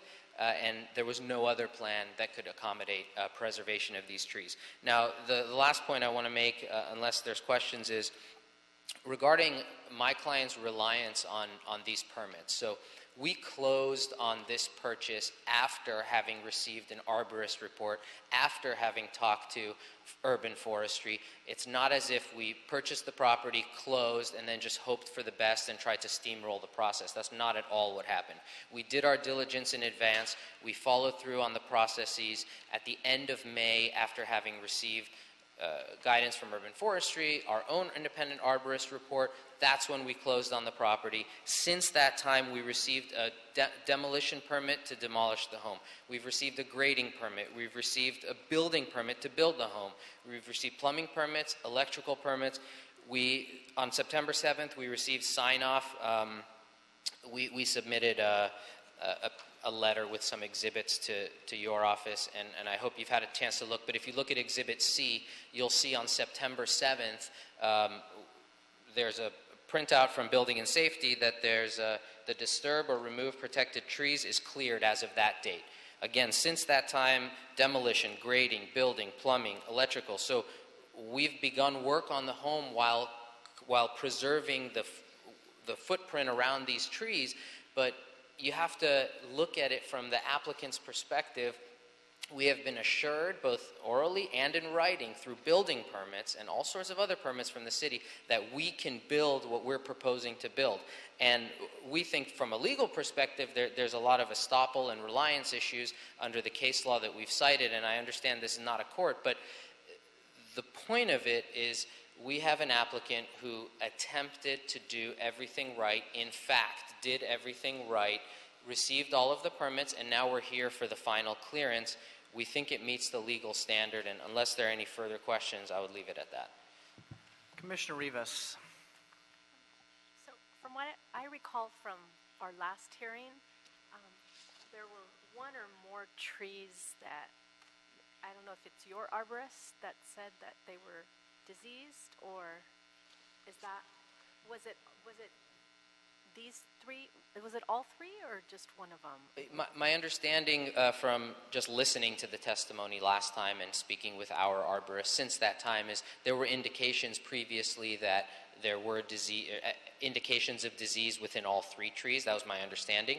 Mr. McKinley, who is our consulting arborist, is here, and I believe that's a question better placed to him. But again, we don't think that controls here. I think it's the reasonable development that controls, and I think even assuming the trees are all healthy, we should be able to remove them based upon the development of the property. So your client is not willing to at least save trees 1 and 2, by modifying the driveway design? It's not an issue of willingness. I mean, we would love if those trees were located somewhere else. It's an issue of feasibility and logistics. And my client, Mary Miglin's contractor, Mr. Nosrati, is here, and I think he can describe maybe in a little bit more detail as to why it can't be done. But the answer is no. It cannot be designed around in the same way that tree number 3, which is the one in the middle of the property, cannot be designed around. Thank you, Commissioner Rivas. Commissioner Jacinto? Thank you, President James. I'm interested to hear about the infeasibility of the redesign of trees number 1 and 2. Okay. So would that be Mr. Tyson you'd be interested in hearing from? Okay. Sir, go ahead, Commissioner Jacinto. Actually, he has a question for you. You mentioned, is it, or maybe you want your general contractor to come up and answer the question regarding the infeasibility of retaining trees 1 and 2? Sure. Yeah, I assume the question is going to be, is it feasible to retain trees number 1? Or what's the rationale? Yeah, why don't I defer to the contractor on that point? Go ahead. Just identify yourself for the record, sir. Ray Nosrati, afternoon. I'd like to also, if I have some time, I know they feel like they're trying to make me really look like a bad person. I've had a great relationship with the city, great relationship with many, many different neighbors that I've done projects for. I understand your desire to do that, sir, and we'll let you do that, but how about Commissioner Jacinto's question first, and then we'll come back to that. Based on the information by both arborists, the amount that you have to stay away from the trees it was not possible to go ahead and design it. If we go ahead and move the actual driveway over 3 feet, 4 feet, or 5 feet, or whatever it is, the drip line that both arborists have mentioned is big, and it was no way around it to go ahead and do that. What we need to understand is this is not a full usable lot. This lot on those plans will show you, and Mr. Tyson asked for the slope lines to show. Urban Forestry went ahead and looked at that. This lot is not all usable. It's very, very small amount that is flat that you can actually go ahead and develop on it to go ahead and build a house on it. So sitting with the architects, going back and forth, they looked at it many, many different ways, and there was no way to go ahead and do anything else around it. I just want to kind of also bring something up is when we went ahead and got the house and assigned it over to go ahead and build for Miss Mary, I took her step by step. We went to Urban Forestry, went over the whole thing, and they gave the guidelines. Hey, yes, it looks good. You're going to have to go ahead and remove the trees and go ahead and put 12 trees there, size being 24 inches. She said, you know what? I want to make everyone happy. We'll even in the last meeting, we'll go ahead and make them bigger. We'll put 36 inches. Luis Torres from Urban Forestry went ahead and gave a clearance and said, no problem, you have to go ahead and start construction. They gave a clearance to remove the trees. It says, disturb and remove the trees. I went ahead and went and talked to Hernan, the supervisor at Building and Safety. I said, Hernan, is this correct? Can you please double check it? He looked at it, he says, yes, it's correct. Went ahead and spoke to Murad, the actual plan checker. I said, listen, I want to make sure everything is good now. He said, all the clearances have been given. Here's the permits. Miss Mary, congratulations. I said, Murad, we can start construction? He said, yes. Went ahead and called our arborist, and he said, look, I would not remove the trees, even though it says cleared here. You have to get a permit from a different department. If you guys are going to go ahead and start, make sure you do not mess with the trees. The contractor, subcontractor was hired, is on a contract, and he said, listen, we got a deposit of $80,000 so far. She's paid him $80,000. We need to go ahead and get started, or else we have to leave, and we're not going to be able to come back in 6 months. So after receiving all the permits and verifying them, especially even contacting Urban Forestry, they said it's fine to go, that the clearance was given. There was a voicemail also that they left, and they said, you don't even need to come to the hearing. If you want to show up, show up. If you don't want to show up, don't show up. This is by a gentleman by the name of Hector. And I was like, okay. So it's shocking how permits, everything has been given.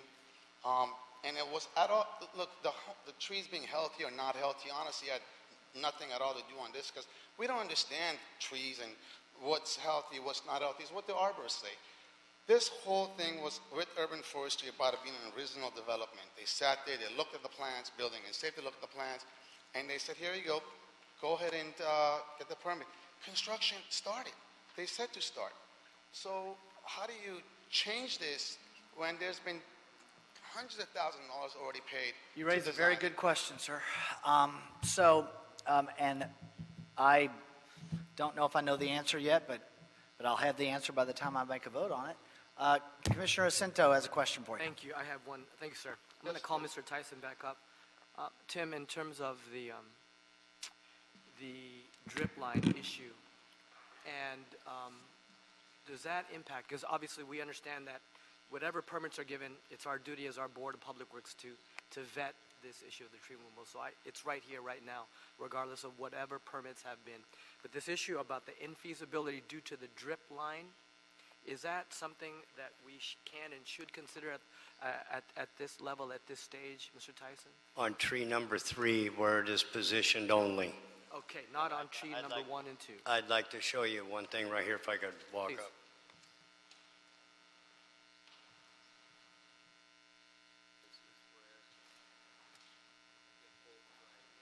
Here. And these trees could have a retaining wall here, and they could make it a little smaller here, and these could be saved. Trees 1 and 2. Correct.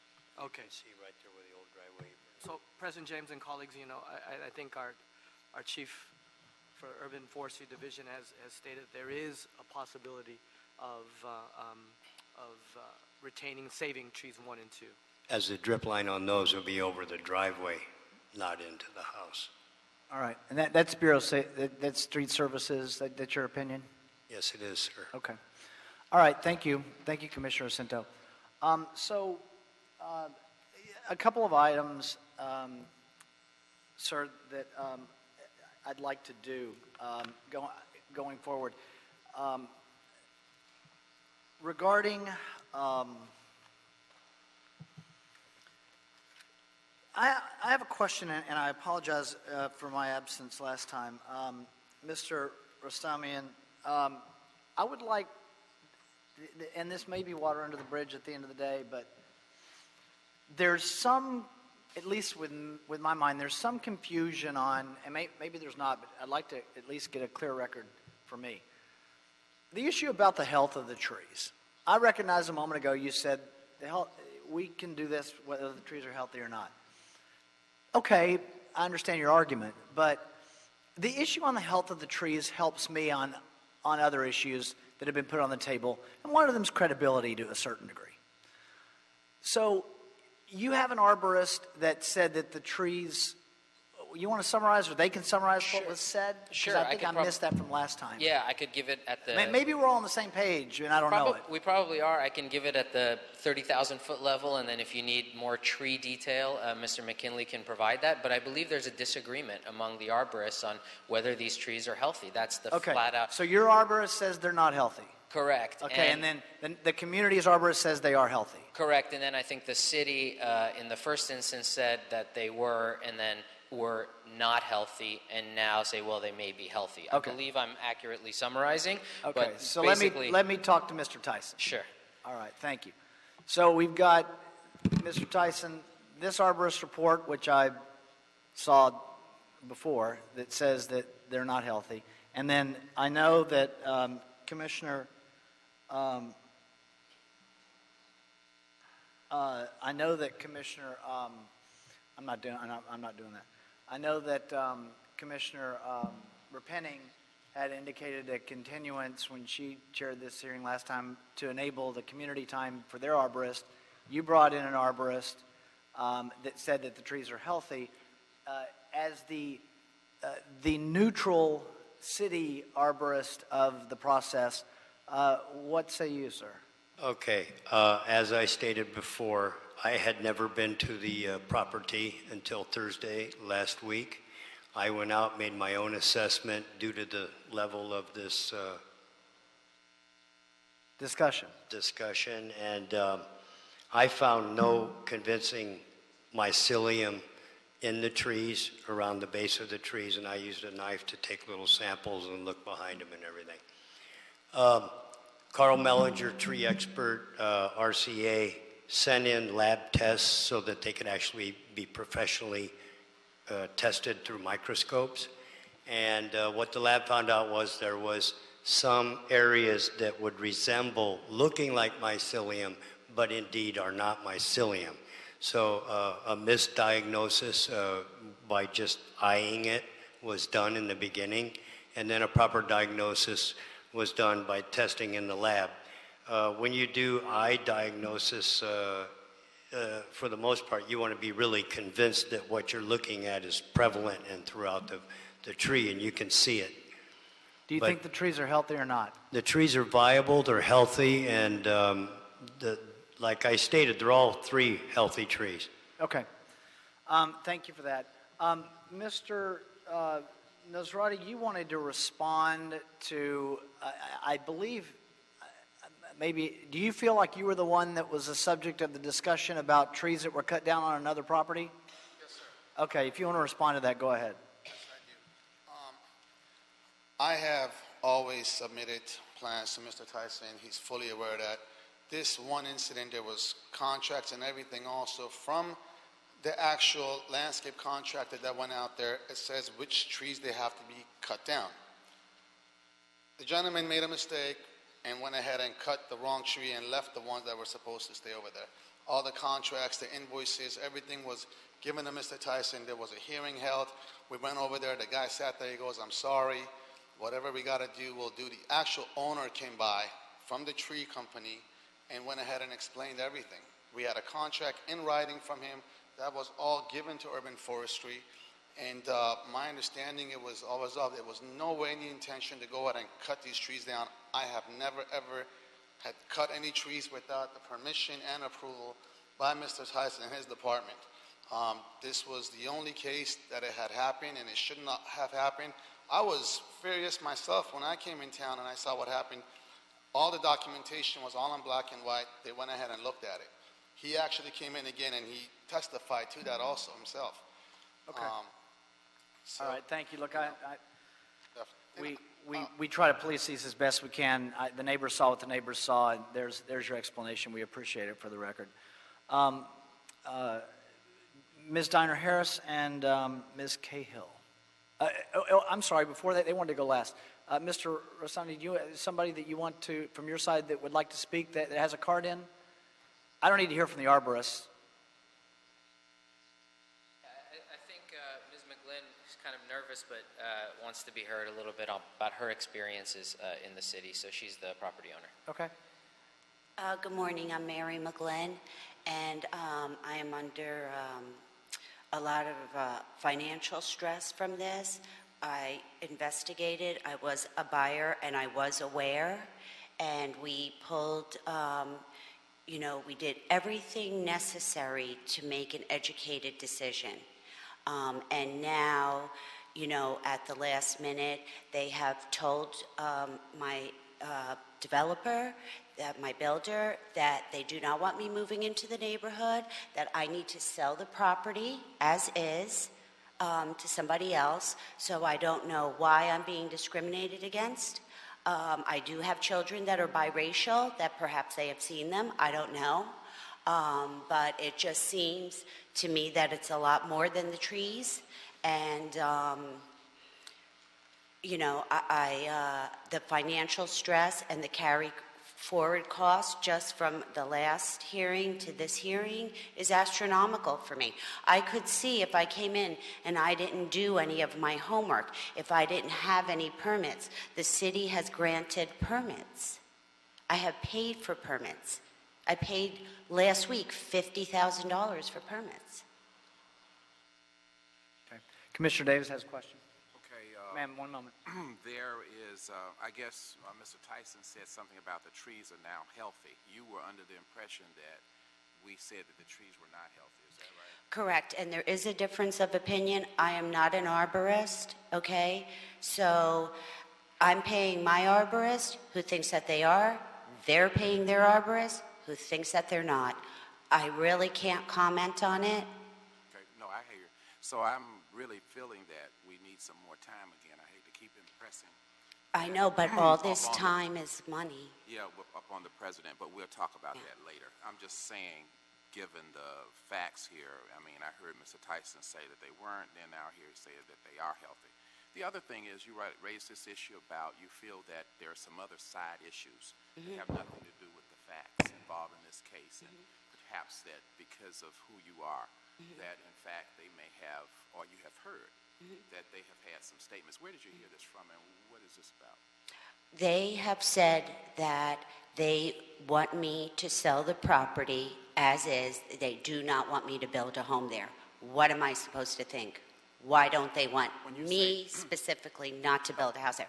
I don't know the specifics of it. Can you help me I out? don't know their reason. You'll have to ask them. Ma'am, could you tell me who they is? Is there a person? I don't know all of their names, obviously. Did you get this information by letter, by telephone, by text? No, by mouth. From whom? From my developer said that they want me to sell my house. They want me to sell the Mr. property. Developer, can you come up for a minute? I want to get to the bottom line on this. So the last meeting we were there, I brought the neighbors actually on the property, said, listen, this is all a slope. The front tree staying, it's a beautiful tree. We will do whatever we could. The drip lines, as both arborists said. I'm asking specifically about Okay, the right. so-called So, message. 3 of the neighbors were there, and one of them said, look, she can sell it. She can get it out. So just demolish the house. No, the lot is worth the money. She can go ahead and sell it. Maybe she shouldn't live here. They did tell me that she should. When you say they, do you know who that neighbor is? It was one of the, who was over there with me? I believe it was. Can one of the neighbors who said that come up to the mic? Can you come? Was it you? We were there. I'm Okay, Yes. why don't you come on up? She said you should sell the property. You can sell it. It's worth a lot of money. Hold on a second. Hold on a second. I'm not just trying to disrupt the hearing. I'm trying to get a clarification. And I'm This is not, a tree removal permit that we're on here. Yeah, it is. However, we are a government agency, and we are not turning a blind eye to any issue that has to do with fairness and That's justice. fine, but let's do it, Commissioner Davis, if you have questions, let's do one at a time in an orderly fashion. Okay, thank you for without- your answer, Without sir. everybody speaking at once. Okay, and I apologize for that, Mr. President. I wanted to talk to the people with whom he had a conversation, and ma'am, I don't know if you're the person, and I just would kindly like to ask of you about the conversation. He's right. I mean, when Mr. Tyson came out bright and early last week, we were there. And the context, it's just nuts. The context was someone said he was going the woe is me story, I can't build, I can't build. And one of us, I think may have been Lisa, said, you know, then listen, have her sell it. I'm sure she can make a lot of money, but we know that you can build with the protected trees. This is just nuts. Your name for the record, ma'am? I'm Helen Ann Hirsch, and this is Lisa Chadwick. Okay, so I want you understand the reason for me asking the question. Of I would course, do of the same course. if the shoe was on the other foot. Absolutely. And then she inferenced the fact of somehow because of who she is and the makeup of her family and all of this kind of thing. And obviously we know we're public works, but we also are the city of Los Angeles. And I think you understand why I asked this question. And I also have to mention, I've never spoken to her, ever met her, never spoken to her. I've only met And your name for the record, ma'am? Lisa Chadwick. Okay, well, thank you all for having this conversation, but I don't want people to think that when these kind of issues come up that they're going to get a pass, because this is important in a city of diversity. It is critically important that we treat each other with respect. And don't think that just because we're public works that we're going to turn a blind eye to some kind of insensitivity or some kind of intolerance for diversity, because we're not going to. So thank you for that. Anything further? That's it. Okay. Ms. Diner Harris?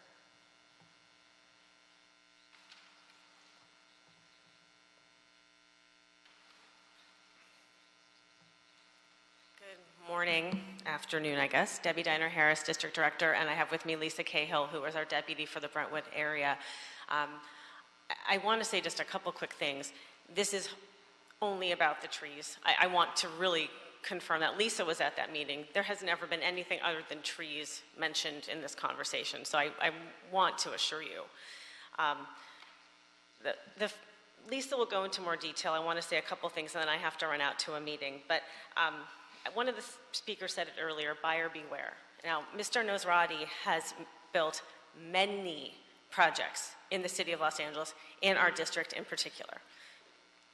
And after the tiger tail incident, he certainly knows the processes of urban forestry and how important it is to get your permit before you take anything out, that nothing is assured until the permit is in your hand.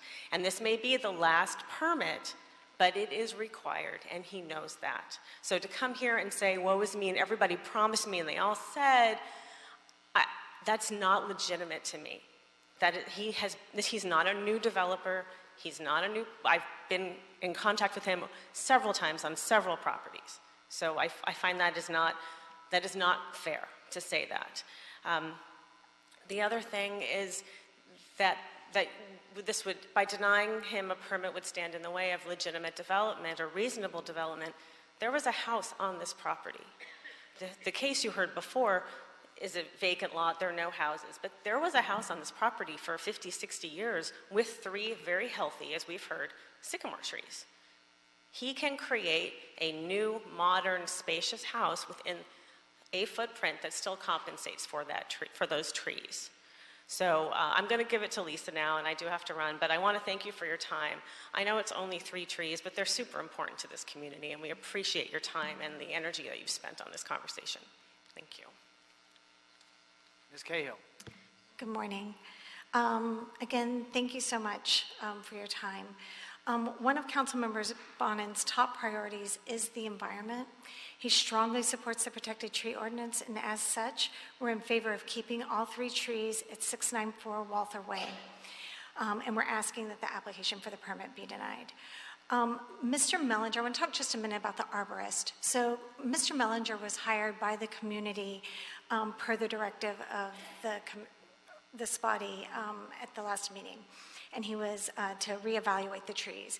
On page 1 of his report, Mr. Mellinger states they found the trees to be healthy and good condition, which now Mr. Tyson confirms. There's a difference of opinion, and I think it speaks to Mr. Mellinger's qualifications as an arborist. That he was unwilling to make a life and death decision about the health of these trees until he received proper lab reports. That is an example of the level of his expertise. Additionally, he's highly reputable and well regarded in his field. Page 17 of his report lists his credentials, which include his service as president of the Western chapter of the ISA. His work has been trusted by the city of Los Angeles countless times in the past, including that as a consultant for CFAC and as the lead arborist in consultation with tree people whose headquarters is located in a city park. Our urban forest is absolutely under attack. I just want to be very clear. I'm sure you all know that from pest and drought, and it's not about the bucolic beauty. Yes, trees are beautiful. Many of us agree on that point, but it really is about the health of our city and the health of the citizens who live here, all of us. In May of this year, speaking to that point, Professors Soo-Joon Lee and Travis Longcore of USC published a report, and I brought a couple of articles announcing that. But they published this report stating that large single-family homes are the single largest destroyer of our urban forest. There is no amount. I think it's very important to point out. I was fortunate to be a part of a presentation that they were giving, and there is no way to plant our way out of this. We absolutely have to hold on, not just to our protected trees, but to all of our old growth, large canopy trees. It is extremely important to the health of our city. I cannot overstate that. These trees are simply not a liability, they're an asset. And while Councilmember does support keeping the trees, he's also in favor of development. We just ask that it be reasonable. We believe wholeheartedly that a reasonable home can be built on this site. We support doing that. We just ask that it incorporates all 3 trees at the site. That's it. Thank you so much, and I appreciate your consideration. Any questions for Ms. Cahill? Commissioner Davis. Would you be opposed to us looking at giving more time to kind of take the opportunity to help resolve this problem? I'm feeling that there needs to be a little more time. I don't know how my colleagues feel about that in terms of everything that I'm hearing, from the diagnosis of the trees to where we are now and to a couple of other things that have popped up. I just feel that it would be fair to both parties, both our community as well as to the respondent here, that we need more time to communicate and to work things out. Would you be opposed to that? Not at all, no. All right, thank you. Thank you, Commissioner Davis. Thank you, Ms. Cahill. Thank you. Very sorry, Mr. President. Just something very recently with respect to Mr. Jacinto's question on trees number 1 and 2. I sent my client to call the architect again to determine if there's any way. They do believe if they kept trees 1 and 2 in place and moved the driveway back to the original position, then there would potentially be a way to save 1 and 2, but not number 3. So I just thought given there is potentially at 1 and 2, but not 3? But not number 3. So this is in response to the question. I again drilled into my client to see if there's any potential way to do that, and it appears that there is. But with respect to number 3, there is not. So at this time, we would concede the permit on trees number 1 and 2 and allow those to remain in place, but tree number 3 would have to be removed.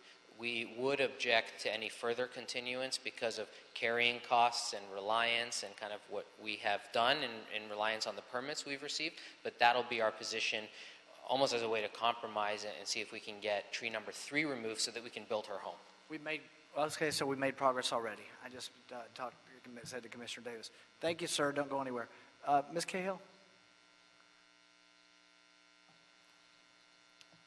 And I know this is a different agenda item than the last item that we dealt with this morning, but In the last item, the community in that council district, the council representative was here, but there was a person who was representing all the neighbors. I don't know who to call on here. There's so many of them. So I'm going to call on you as the elected representative. We just heard from the applicant that, okay, they can leave 1 and 2 there. That moves us to 3. Some of you might have seen Mr. Tyson walk around here a minute ago. All I can say is, I'm going to say what I said to Mr. Tyson, and you just have to take our word for it since it was just the two of us in the discussion. But I said, Mr. Tyson, anyway, we can just get to 1 and 2. Are we just dealing with tree number 3 here? And he said, no, actually, we're dealing with all 3 of them. Well, now we're dealing with just tree number 3.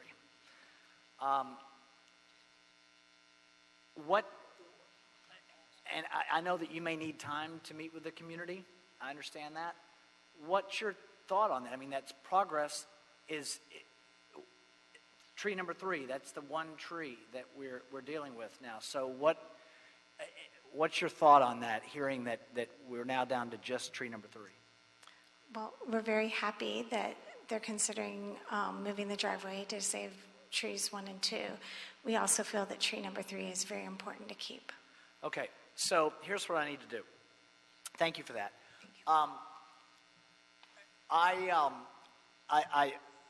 I understand the applicant's reticence at a continuance. I understand it, but I also think that in the long run, it's better to try and see if we can work something out. In the last item, there was leverage to force agreement one way or the other that does not, it's not, these are, as I said over and over, these are different cases. Just to explain process, there was leverage for us to extract an agreement or end up with a denial that we could stand on legally. I don't know the answer here on this other than we have made progress just this morning. We're down to 1 tree, tree number 3. My recommendation to the board is that we continue the item for 1 week, which puts us at Monday, October 30th.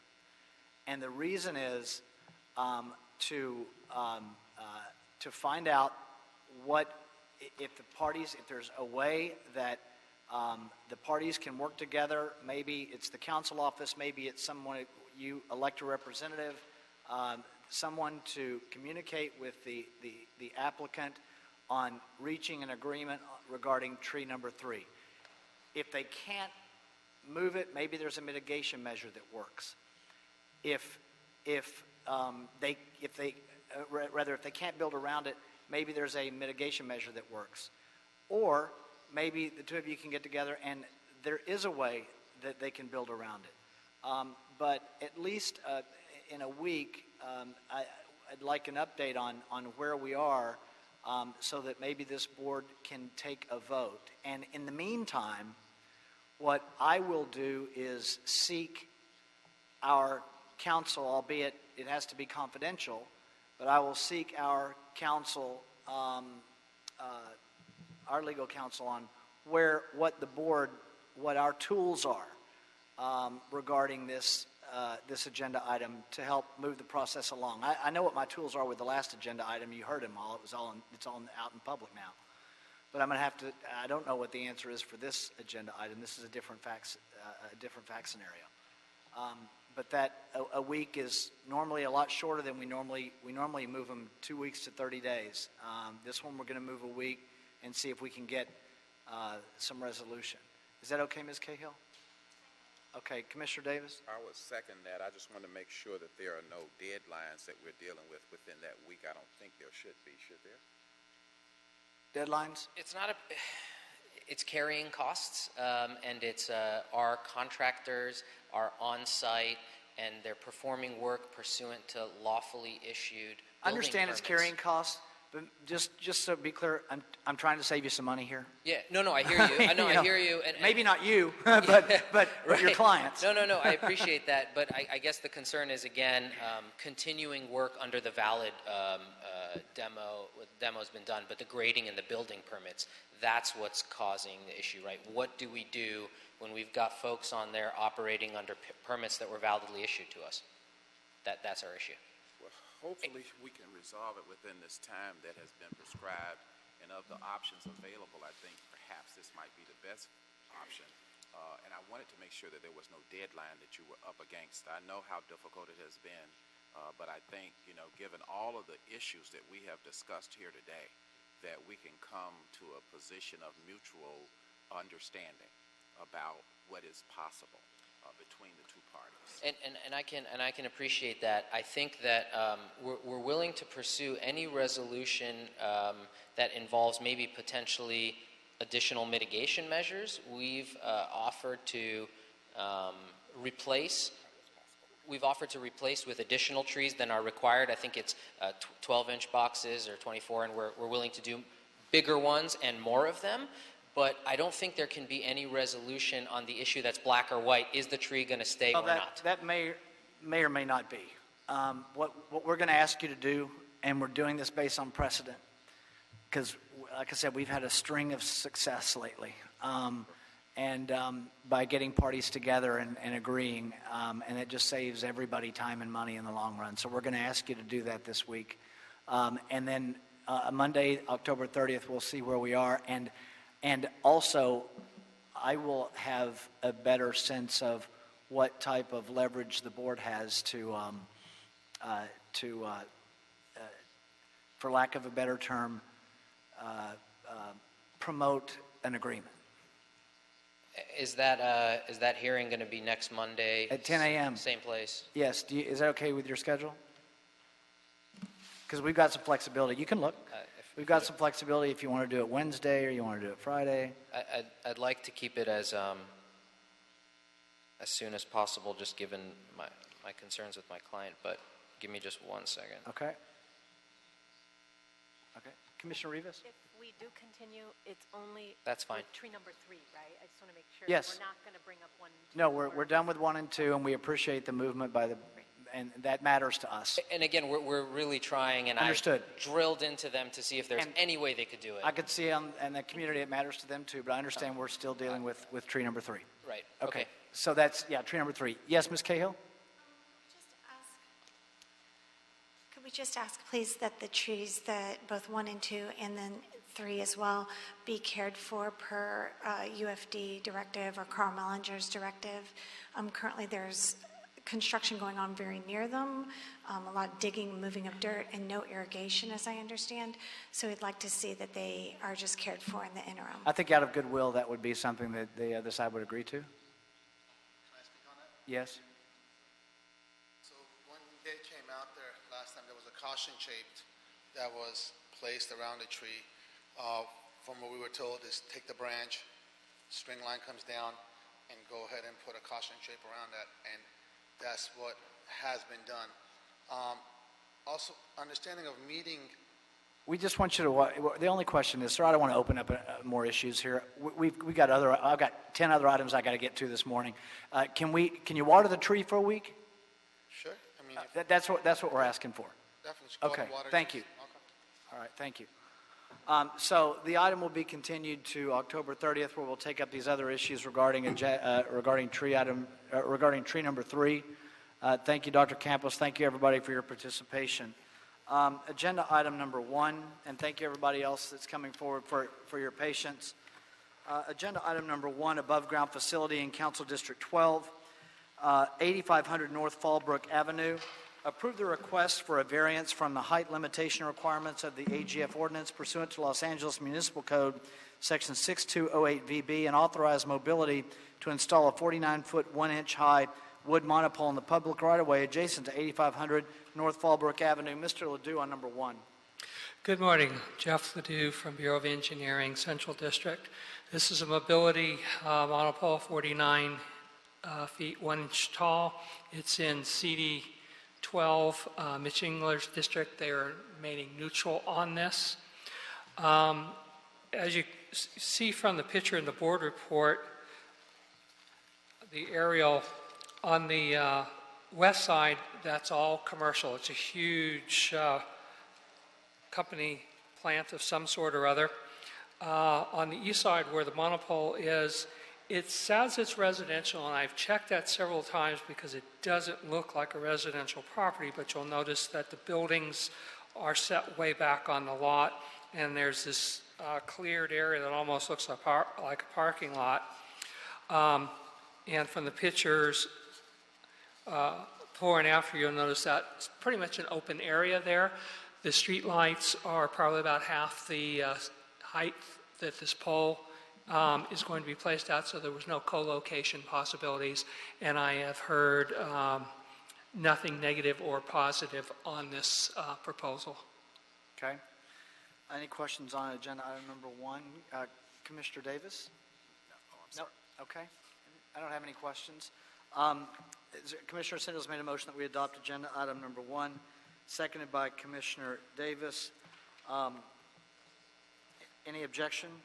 Without objection, we'll adopt agenda item number 1. Any issue saying number 1 forthwith? We will send number 1 forthwith.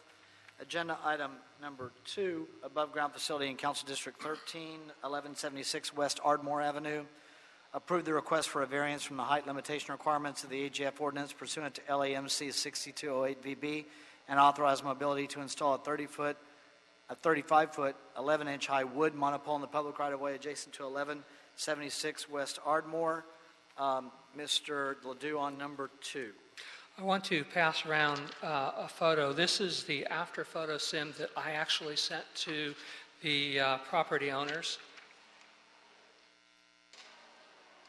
It does differ from the after photo in the board report. Once again, we have a mobility monopole, 35 feet, 11 inches tall. It is in a residential area. It is in CD 13 Mitchell Farrell. They're remaining neutral. I have had some conversation with CD 13 on this one.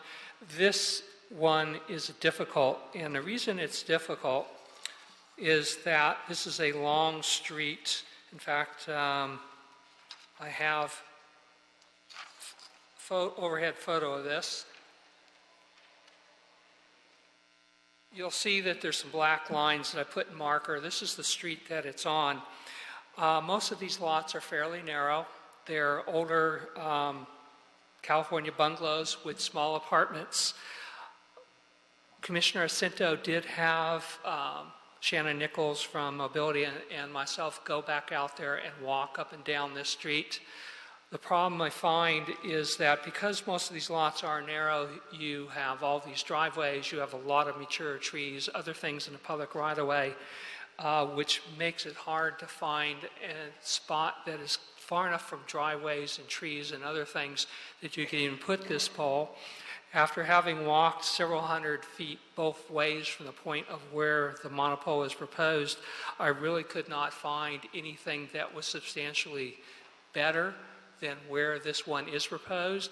As you see from the after photo sim that I did send to all the property owners as well as the council office and the neighborhood council, I wanted to make sure that the property owner had no doubts as to where this pole was going into relationship to that single family house.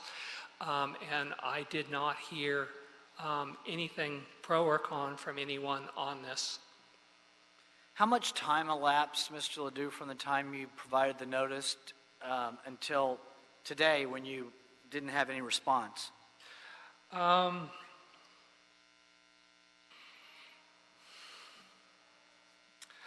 It would probably be a month to a month and a half. Okay.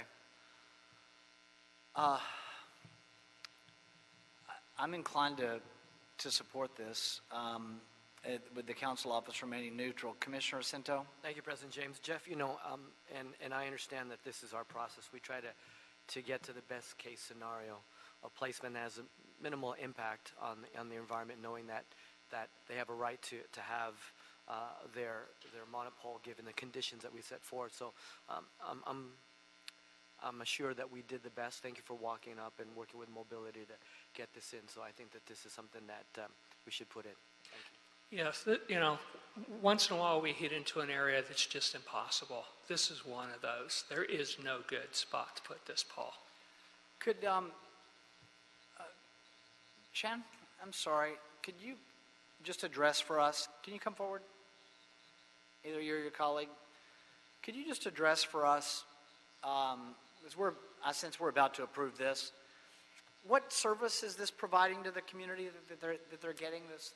They are getting broadband service, Okay. which I think I've told the board Yeah, but has grown. not today yet. Over like 100,000% in the past 5 to 10 years, and is planning on growing further. Most people aren't even using their own cable anymore. They're using broadband services for those type of. Okay, well, we want the community to have it, and there's been extensive time here. It's not like we're here 2 weeks later, so. Correct, and there was no street lights. Street lights were attached to the LED WP poles. You tried, I understand that. Okay, I didn't know if you addressed that as well. Great. So. Thank you, appreciate it. Then I would second Commissioner Sintel's motion that we adopt agenda item number 2. Any objection? Without objection, we'll adopt agenda item number 2. Any issue sending it forthwith? Thank you, we'll send it forthwith. Thank you, Mr. Ledoux. Thank you all for your patience. Shannon, thank you. Yeah. I just had tons of community people here. I like to get them back to their lives, and you all are more, not that you're not important to get back to your life too, but you're all more regulars, so it's part of your job more so than part of theirs. Agenda item number 3, Bureau of Sanitation, parameters needed to implement agency wastewater services agreement. Recommending that the board approve and adopt the following parameters used in charging agencies for sewer service pursuant to the universal terms agreements for service in fiscal year 17-18. Number 1, water reclamation plant capacities for flow, and 2 measures of sewage strength, biochemical oxygen demand, and suspended solids. Second, standard flow and strength loadings in sludge returned to the sewers from the reclamation plants. Third, factors for distributing operation and maintenance costs to the treatment parameters. 4, factors for distributing capital costs to the treatment parameters. And 5, average percentage of water usage from commercial customers discharged to the sewer system. Susan Rocha? Yes. Good morning. Good afternoon. Thank you for your patience. Sure. Thank you. Good morning, or good afternoon, everybody. Again, I'm Susan Rocha. I'm responsible for billing our contract agencies. We have 29 agencies that we bill for wastewater service. They're agencies like City of Beverly Hills, Burbank, Glendale, La Cañada, Flint Ridge. There's 29 of them. There's 22 of those are what we call amalgamated agencies, and these we operate under the universal terms. And basically those are all just very similar contracts with just one section unique to each agency. We do bill for amalgamated systems sewerage facilities charges, which is analogous to the internal rates, SFCs, for our internal customers, as well as the sewer service charges. We bill for amalgamated systems sewer service charges. So these, again, are only for the agencies, not for the internal customers. Part of that calculation for those bills are the parameters, and that is what I'm here to have approved by the board today. Do you have any questions? No.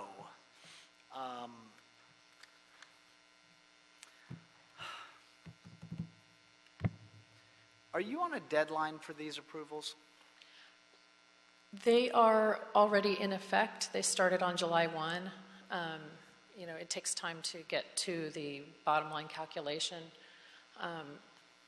So we finished them probably in April, I want to say. Okay. There's one thing. Give me 1 minute. Sure.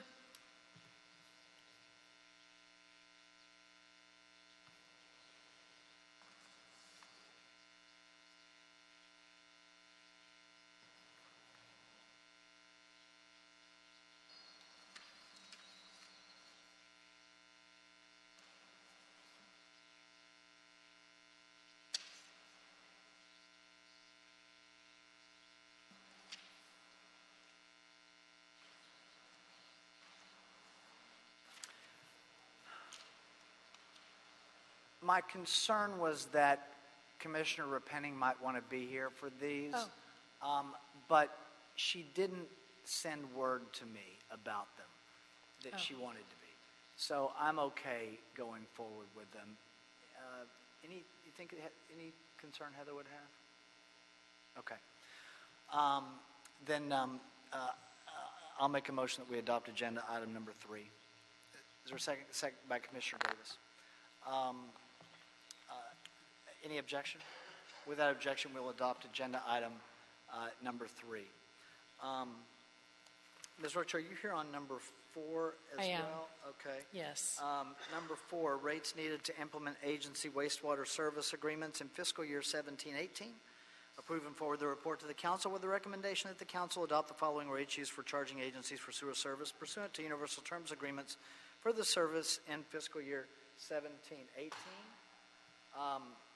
And amalgamated systems, the amalgamated system sewage system charge rates, classification of ASSC rates between operation, maintenance, and capital, and the facilities charge rates and the capital investment buyout rates. Ms. Rocha? Yes. Okay. And like I said before, this is the same thing. This is the rates calculation.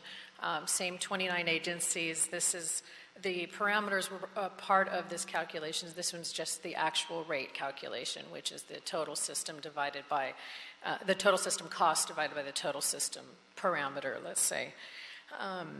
And so this year the rates did increase for ASSCs and SFCs. And the reasons would be because of the increased budget that we saw. Also in the denominator would be when you're dividing by a lower number, the flows did go down to the system, so you're dividing by a smaller number, then the rate goes up. So do you guys have any questions about that? Commissioner Davis. So in terms of the rates, what were the percentage of increase on the rates this year? Do you know? Oh, the actual percentage, I don't have a percentage. I have the numbers.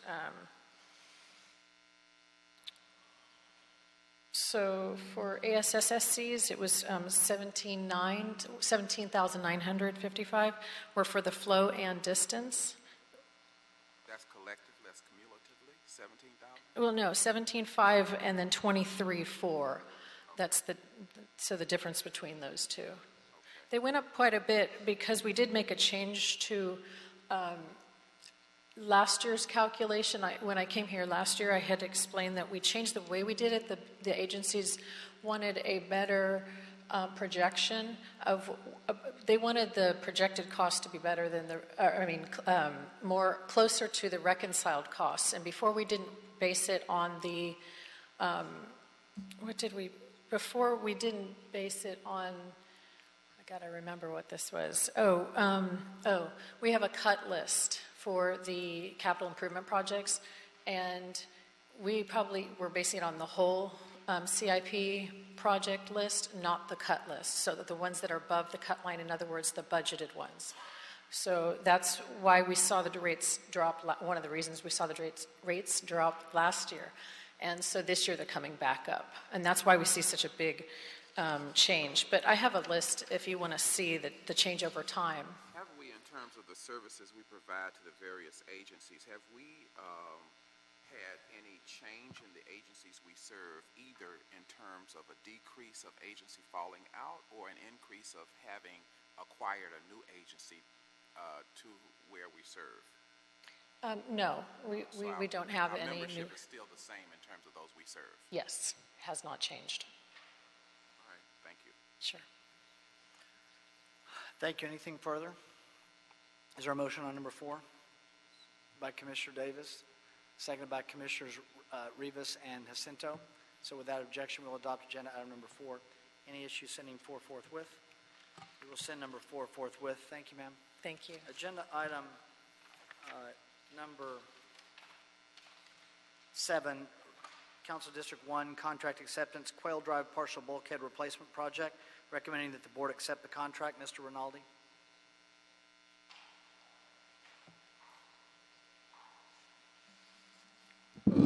Good afternoon, Frank Rinaldi with the Bureau of Contract Administration.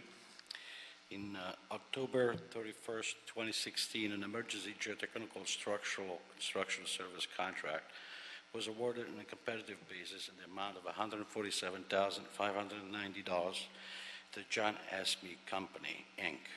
for the Quail Drive partial bulkhead replacement project. The project provided for removing and replacing a portion of the failed timber bulkhead with new steel piles and precast concrete lagging. Final corrections were completed on May 8, 2017. There are no funds disputed or withheld. Therefore, no funds are due to the contractor. Due to the nature of the work, there were no specific MBE or WB participation level established for this contract. There are no unresolved property owners' complaints in connection with this project. For this reason, the Bureau of Contract Administration is requesting an acceptance. Okay, any questions on agenda item number 7? Have any questions? Commissioner Davis has made a motion that we adopt number 7, seconded by Commissioner Jacinto. Any objection? With that objection, we will adopt agenda item number 7. Agenda item number 8 in Council District number 4, contract acceptance, Sanborn Avenue retaining wall replacement project, recommending that the board accept the contract. Oh, before you do that, Frank, on agenda item number 3, we did not move that forthwith. Is that correct, Dr. Campos? Agenda item number 3 was adopted, however, it was not considered forthwith by this Okay, board. we would like to move that forthwith. Is that okay with everybody? Okay, so we'll move number 3 forthwith. Great. Hearing no objections, we will change that for the record. Report adopted forthwith. Okay. Item number 4 was also approved as adopted forthwith. Right. Number 4 was? Yes. Okay. So back to number 8. Go ahead, Yes. Mr. Renaud. In January 8, 2016, an emergency geotechnical structural construction service contract was awarded on a competitive base in the amount of $381,943 to PPC Construction, Inc. for the Sanborn Avenue retaining wall replacement project. The project provided for removing and replacing of approximately 120 linear feet of 5 feet high retaining wall and sidewalk. Final corrections were completed on May 12, 2017. There are no funds disputed or withheld. Therefore, no funds are due to the contractor. No specific NBE-WB participation levels were established for this contract due to the emergency nature of the work. There are no unresolved property owners' complaints in connection with this project, and for these reasons, the Bureau of Contract Administration is requesting acceptance of this project. Okay, thank you very much. Any questions on the motions from members? Okay. Moved by Commissioner Jacinto, seconded by Commissioner Rivas. That motion will pass. Great. Thank you, Commissioner Davis. So just for the record, it was moved by Commissioner Jacinto and seconded by Rivas. Correct. Hearing no objections? That's right. Thank you. Would you like to consider that item to be moved forward forthwith? Yes, I think we'll move it forthwith. Hearing no objections, thank you. Thank you. Next, I think it's item 9. I guess who's, okay, great. On the authority to exercise the first 3-year renewal option contained in Personal Services Contract C121334 with Clean Harbors Environmental Services Incorporated for the management of the City of Los Angeles residential special materials and/or routine and emergency response hazardous material services. And we have Mr. Yuan, is that correct? Yes. Henry Yuan with the Citywide Recycling Division, LA Sanitation. As we know, the Clean Harbors contract provides operational services for cities' safe centers, mobile events, and illegal dumping and homeless encampment cleanups. The contract has a 5-year term that expires in November 1st. It's about a week from today. However, this contract gives the board the authority to take the first renew option for additional 3-year term, starting November 2nd, 2017, until November 1st, 2020. Please note that all terms and conditions of this contract will remain the same.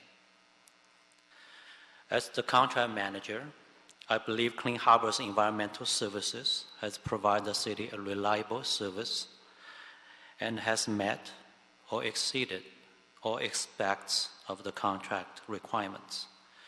Therefore, I'm here to request the board to approve this extension so our residents will continue to receive uninterrupted services they deserve and have benefited so much.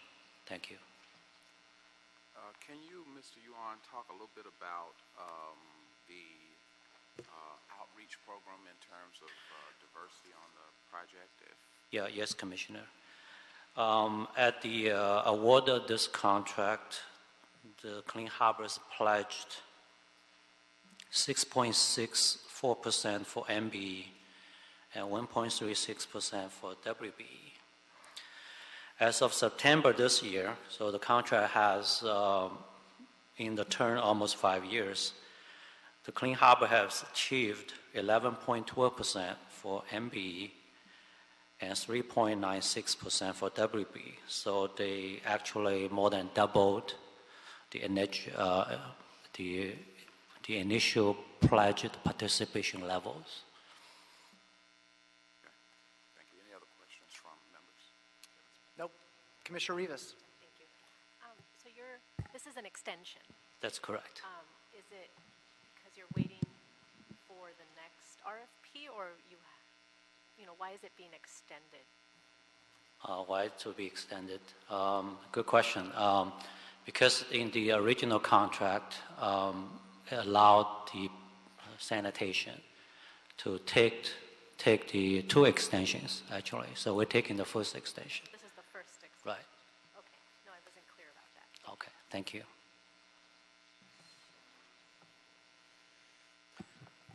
Commissioner Davis has made a motion that we adopt agenda item number 9, seconded by Commissioner Jacinto. Any objection? Without objection, we will adopt agenda item number 9. Any issues sending number 9 forthwith? We will send number 9 forthwith. Thank you. Thank you. In case it didn't come up for the record, I'm sorry, I'd stepped out for a moment. How long is the extension for?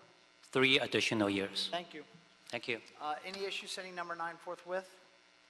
We'll send number 9 forthwith. Agenda item number 10, subcontractor substitution, Ford EC Incorporated, recommending that the board concur with the action of Commissioner Davis approving the request of Ford EC Incorporated for the subcontractor substitution of Global Installation and Maintenance Incorporated, doing business as Global Electric with Reyes and Sons Electric Incorporated for electrical work on the North Central Animal Service Center Phase 2, 3201 Lacey Street project. Mr. Espindola. Good afternoon. George Espindola with the Bureau of Contract Administration. The Bureau received a request on August 30th, 2017 from Ford EC to substitute their bid-listed subcontractor, Global Installation and Maintenance, a MBE, SBE, EBE contractor, for electrical work with Reyes and Sons Electrical, a DBE, SBE contractor. A certified letter was sent to Global Installation and Maintenance informing them of Ford EC intentions to substitute them for the project. They were given 5 business days to submit in writing their objections to the Bureau of Contract Administration. Global Installation and Maintenance did not respond to this letter. The bid listed amount for Global Installation and Maintenance was $1.43 million. Reyes and Sons will perform the work for $1.68 million, a contract difference of $250,000. Ford EC will decrease their participation by $250,000. Therefore, this substitution is at no cost to the city. The Bureau concurs with the recommendation of Commissioner Davis to approve the substitution.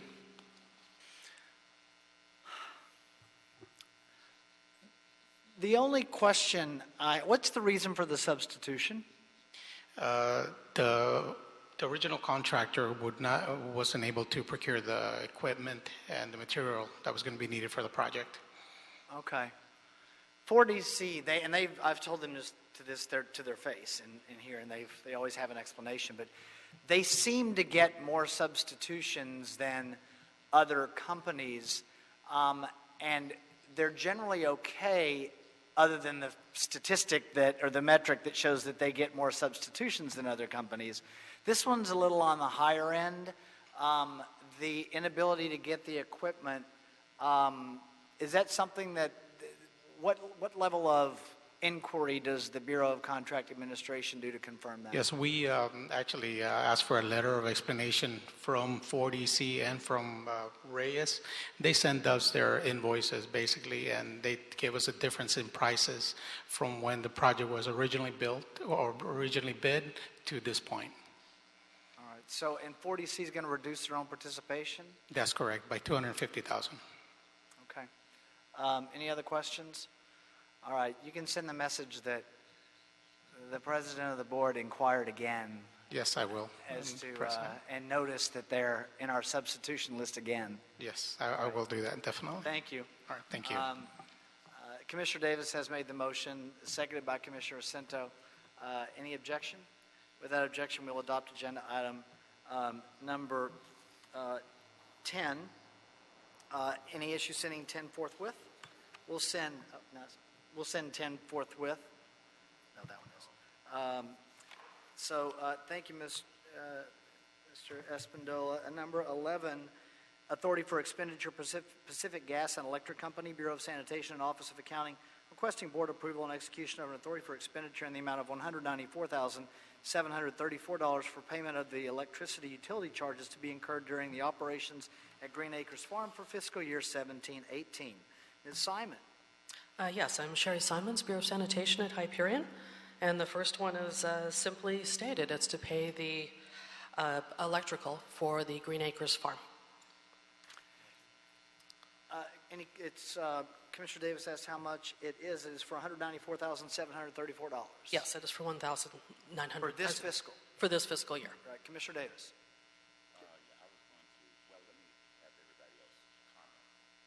I just had a question. Is it consistent with what we spent in prior years? This year it's going to be increasing. Green Acres Farm, they had diesel pumps before, and they've been replaced with electrical pumps. So this is an increase from last year. Last year was approximately $110,000. This year's estimated to be $194,000. So we are spending more on the electricity side. You'd be spending more on the electricity side. Be saving on the other side. Yes, the diesel cost and emissions. Great. Okay. Well, that's the benefit there, obviously. That's the benefit. Yeah. Okay. Commissioner Jacinto. Thank you. The location of the Green Acres Farm is Kern County? Yes, it is in Kern County. Okay. Thank you. Mm-hmm. Commissioner Davis has made a motion that we adopt agenda item number 11. By the way, real quick before we take that vote, Ms. Simon, so we'll expect going forward that subsequent years are going to be closer to this amount than the prior amount? Yes, this should be a base going forward. Okay. I'll second the motion. Any objection? Without objection, we'll adopt agenda item number 11. Any issue sending 11 forthwith? We'll send number 11 forthwith. Agenda item number 12, Authority for Expenditure, Kern Delta Water District. Bureau of Sanitation and Office of Accounting requesting board approval and execution of an authority for expenditure in the amount of $35,000 for the payment of water utility charges to be incurred at Green Acres Farm for the fiscal year 2017-18. Ms. Simon. Yes, this AFE is also for $35,000 for the Kern Delta Water District. This is the supplier for the water for the Green Acres Farm. Understood. Any difference this year and prior years? I said this is an as-needed basis and it's weather dependent. So if you look at previous years, some are up, some are down. This is a consistent number with previous years, though. Okay. Well, and we had an up rain year, at least in a portion of the year last yeah, year. like, for example, last year there was less paid. It was only $25,000 were the invoices. I'll make a motion that we adopt agenda item number 12. Is there a second by Commissioner Davis? Any objection? Without objection, we'll adopt number 12. Any issue sending 12 forthwith? We will send 12 forthwith. Number 13, Authority for Expenditure, South Coast Air Quality Management District.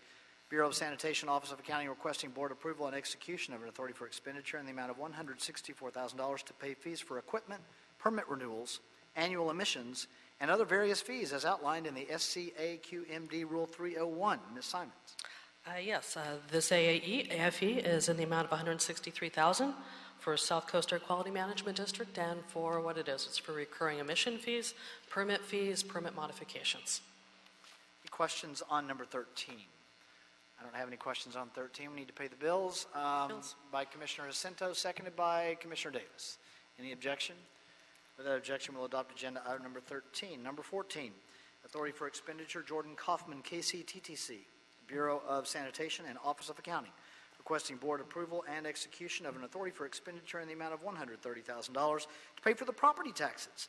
As it is that time of the year, as levied by the Kern County Treasurer Tax Collector for the fiscal year 17-18. Ms. Simon on 14.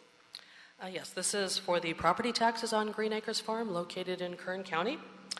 And they're expected to have an increase this year of approximately 6%, and the AFE is in the amount of $130,000 for 17-18. Any questions on 14?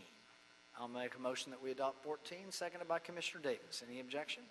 Without objection, we'll adopt number 14. Any issue sending 14 forthwith? We will send 14 forthwith. Number 15, Authority for Expenditure, State Water Resources Control Board, Bureau of Sanitation and Office of Accounting, requesting board approval and execution of an authority for expenditure in the amount of $561,740 for National Pollutant Discharge Elimination System permit fees for fiscal year 2017-18. Ms. Simon. Yes, this AFE, as you had said, is for the State Water Resources Control Board in the amount of $561,740. And this is for the Hyperion Water Reclamation Plant's outfalls, its stormwater discharge, and also its pretreatment program, as monitored by the State Water Resources Control Board. Any questions on number 15? No questions on 15. Commissioner Sintos made a motion that we adopt number 15, seconded by Commissioner Davis. Any objection? Without objection, we'll adopt number 15. Any issue sending 15 forthwith? We will send 15 forthwith. Thank you, ma'am. Thank you very much. Agenda item, and thank you for your patience today. Agenda item number 16 has been requested that we continue it to Friday, October 27th, 2017, which we will do. I hope no one stayed for all this time to wait for that continuance. If you did, I am really sorry. It's on me. Doesn't look like anybody did, though. No, the Bureau has requested that item to be and we had continued Mr. till Friday Tyson the here anyway. 27th. So. All right, so we will continue agenda item number 16 to Friday, October 27th, 2017. Correct, Dr. Campos? That is correct. Okay.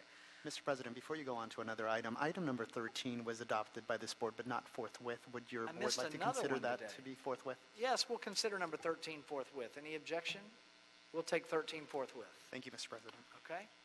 Anything else that just in the procedural arena? Okay. No, I think you're good. Public Works Trust Fund, preliminary benchmark results. Dr. Campos.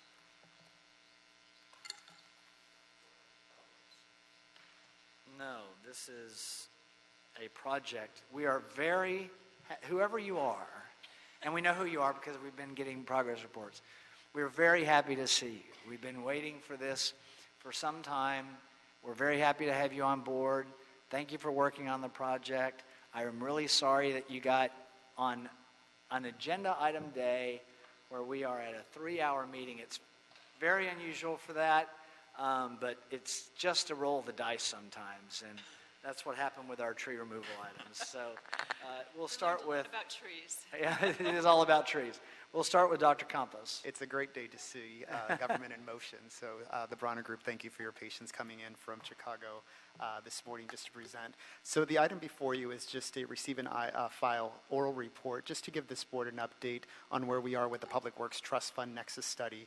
Back in June 2017, June 16th to be precise, this board approved a contract with the Bronner Group for 6 months to allow us not only to look at our Public Works Trust Fund, but also to identify ways that we can utilize the $12 million bucket of money that we had in our Public Works, that we have in our Public Works Trust Fund, and look at ways that we can possibly use those funds to leverage those funds and also invest in the city of LA to make it a great city.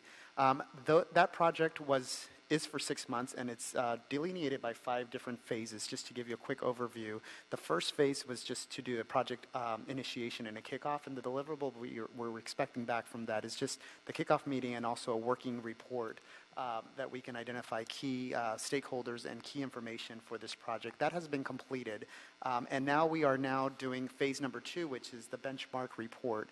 The benchmark report basically allows us to look at what other municipalities are looking, and without going into the Bronner's Group presentation, basically this is what you're going to be hearing today. One caveat, this is a preliminary draft survey finding, so it's not the complete report. we just thought it would be prudent for us to not only bring this board up to date on where we are with the study, but also give this board an opportunity to provide that feedback. And so we will be asking for some feedback, any commentary, anything that you would like us to look into a little bit more detail before we finalize the survey. We can do so now. So this is a nice crossroad, not only to involve the board, but also good feedback for us to modify any of our survey analysis. Anything that you want us to look at, we will do so at this point in time. And then eventually we will come back in January to present the final results. So again, this is preliminary draft discussion purposes. It is subject to change. We are not binding the Bronner Group at this point. We just want to provide you that update on where we are with the benchmark report. After this phase, we will move on to phase number 3, which is providing a full-blown nexus study recommendations and option, which is a report that would not only help us define what reasonable relationship is, but also provide some options for us to use these funds that we're trying to dissect, this $12 million bucket. And then the last phase, or phase number 4, is just to review the deposits, the $12 million.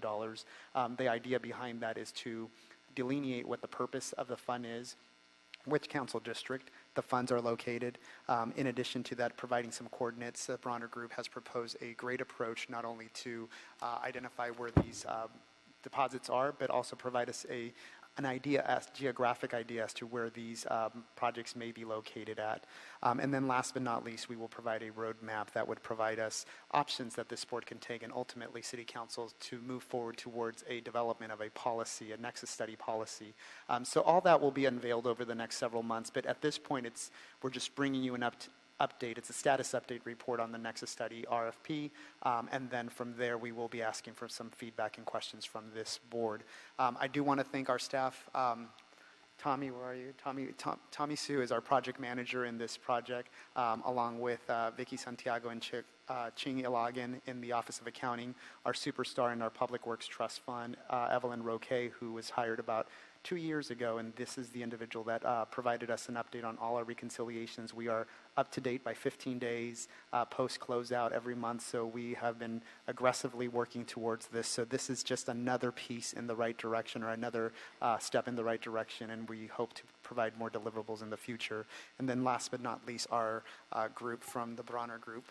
We have Ryan Kenny here and also Nancy Martin from the Bronner Group that will present some of the preliminary results. And with that, I'm going to turn it over to you, Ryan. Thank you very much. Before you start, thank you, Dr. Campos. Thank you for the work on this. It's a big project for us. Welcome. Thank you for making the trip. We appreciate it. Sorry for the heat. If we could do anything about it, we're trying. We're doing what we can. Yeah, it's one of those heat waves. But we look forward to the report, and thank you for the work that you're doing, and we're very glad that you're a part of the process. So thank you for your patience today. We appreciate that as well. Go ahead. But at least you got to see a sense of what we do around here. Yes, no, it was great. So good morning, and thank you for having us. As Dr. Campos said, I'm Ryan Kenny. This is my colleague, Nancy Martin. We're with a small management consulting firm out of Chicago that was commissioned to look into a specific account within the Public Works Trust Fund. Our agenda here today, Tommy, if you can please advance one slide. Our goals are to just introduce the project team. We would like to share with you a little bit of our approach to this project and the preliminary findings, and then just also talk about the project schedule and the milestones between now and the closeout, which will be complete before the end of calendar year 17. And as Dr. Campos said, also obtain some feedback and just make sure we're on the right track. As far as our approach to the project, we did take a 5-phase approach to it. Project initiation consisted of helping us understand the problem. I came out for a few days initially in July to meet with the Office of Accounting. So framing the problem and doing that initial data gathering was project initiation. And then what we decided to do was we put the benchmarking phase on the front end of this project. Because before we started dialing down into the nitty-gritty of the deposits within the Public Works Trust Fund, we wanted to see how other cities and counties were dealing with this problem. And we will talk about the preliminary results, but for the most part, the benchmarking phase is complete, and we're in the process of drafting up that report. We're also developing options and recommendations as far as what the courses of actions are available to this board for what you do with those deposits. And then Bronner also, it's a kind of a blend of accounting and consulting. So our accountants came out here for a week at the end of September to meet specifically with engineering and the Office of Accounting to really dive deep into the actual deposits themselves. And then the final deliverable for this project is an actual roadmap that explains the options that are available for spending this money and what our firm's recommendation is going forward. Next slide, please. And Nancy, please jump in if I forget anything here. As far as the survey targets, we identified 38 public sector cities and counties across the state of California. We limited the benchmarking to the state of California specifically because we were interested in how these cities and counties deal with the Mitigation Fee Act, which we'll talk about here shortly. And if you advance the slide one, Tommy. To date, we've received responses from 24 different organizations, which is actually, good, right? It's a pretty good response rate compared to what we usually see. 26 different responses total, so there were a couple cities and counties that had multiple individuals respond. For the most part, the titles of the individuals that are responding to the survey they're either in finance, engineering, or planning, which I don't think is surprising, but those are the respondents that we're getting to the survey. As far as high-level takeaways from the survey itself, the public works or the public sector organizations that we've surveyed to this point, one of the resounding themes is that things like permit deposits that have gone through the default process because the developer failed to meet their obligations, and in lieu fees, examples in which the city took money from a developer and stated that the city was going to perform that work, and then impact fees, which are a little bit more general. Those types of deposits are not commingled for the most part, is one of the resounding themes that we found. We also, with respect to defaulted bonds, more than 83% of the cities. I'm sorry, go ahead, please. Ryan, would you say that since those, does that make your work easier with those types of deposits not being commingled? I believe it definitely does it make our work easier? If we were able, I'm not sure if I understand. Right now, the LA does have commingled funds. Right. Most other cities do not. Okay. So the fact that they're commingled, it has complicated. That's a problem. the I thought research. so I misunderstood what you were saying. I thought you were saying our fund, they were not commingled. No, sir. But our fund is commingled, which is one of the reasons you're here. Yes. Is because we have these commingled funds. Exactly. And we've had to do, I mean, I've said it many times, one of, if not his first responsibility that we mentioned to then Mr. Campos was the oversight of the reconciliation of the Public Works Trust Fund. This is a part of it, but it's because of that commingling. Yes. Go ahead. Exactly. So I apologize, but that's correct. For the most part, other organizations do not commingle these funds. I would expect that other municipalities would have not commingled. Yeah, go ahead. That's correct. With respect to the defaulted bonds, more than 83% of the organizations have stated that when the bond goes through a default process, they will do everything they can to use that money for the original intended purpose for which that money was collected and the permit was issued. There were two instances that I can recall in which if that is not feasible, then yes, they do repurpose the money. But across the board, the vast majority try to use that money for the original project purpose. That was another thing that came out.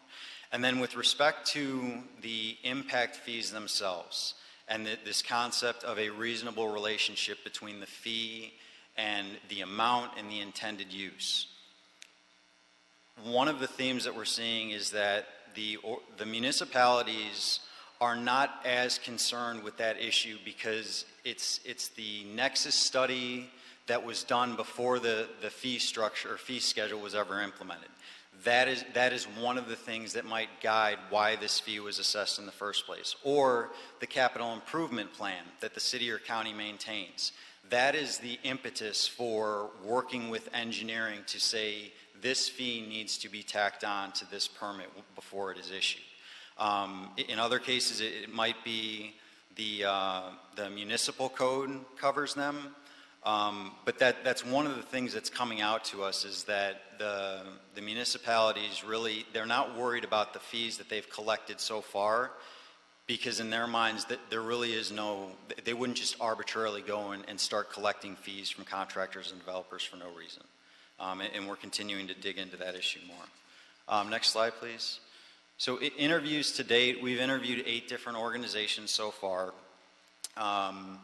And one of the significant gaps in our project so far, or to date, is that we haven't spoken with anybody from the Department of City Planning so far. That is on our to-do list for the City of LA. But Here? Pardon me? This trip? Ideally, yes, sir. We were hoping to, but I don't know if it's going to actually get coordinated for this trip. But this is one of the results of all of the interviews that we did do. We did, most often, the issue is that the nexus, the determination of how the fees are going to be implemented began in planning, and we don't have that information quite yet. So we are working with the planning department, and we've requested a meeting with Lisa Weber or Vince Bertoni or someone in the planning department that has the subject matter expertise that can fill in this gap, or at least try to get us to the root cause or the birth of where this fee I don't know that we need to take was Mr. developed. Bertoni's time with it, but Ms. Weber might have somebody on her staff. Agreed. Okay, go ahead. Also, in Unless doing Bertoni's the subject matter expert, but go ahead. in doing the interviews, we've done a combination of phone interviews as well as physically going out to visit some of the municipalities, and we have some observations and recommended software solutions that other cities and counties are using to deal with this same problem. LA County in particular gave us a very in-depth demo of some new software that they have implemented to keep planning, engineering, and accounting all operating off the same sheet of music and using the same software system to incrementally add more information to the individual deposit that was collected. So from the time it's collected at the public counters to the time the money is expended on a particular project, all those organizations have input at various points in the process, but we are identifying and gathering information on software solutions that are available to help manage that problem. We're also obtaining copies of things like the capital improvement plans and any policies or procedures that these municipalities have to stay on top of the problem. A number of them do maintain 5-year capital improvement plans, and also a few of them actually have a process in place where once a year they go before the board and tell the board what fees have been collected over the past 12 months, what's available for use, and potentially what needs to be refunded because the project is no longer needed. Next slide, please. One of the other things that came out of the benchmarking phase was the idea to look at legal instances in which the Mitigation Fee Act was used as a reason to potentially sue the city or county. The 2 excerpts that we felt were most relevant to just make sure that the board is aware of, the first one here talks about how the local agency is responsible for determining that reasonable relationship between the fees used and the type of the project for which the fee is imposed. So again, going back to that nexus study that's done before the fee schedule is ever collected, or whatever the municipality's capital improvement states, that's key to this issue. From an administrative perspective, that second bullet that talks about for every 5th year, the deposits must be reviewed and the agency shall make the determination with respect to that portion that remains unexpended. Essentially, if we're going through the process of annually validating that the project is still needed, and that's one of the admin requirements that allows the municipality to keep the money. We also found that there are consulting firms that specialize specifically in development impact fees, and one in particular has a very robust repository of these legal case studies, so we've looked at more than a dozen of them over the course of this project. Thank you. Next slide.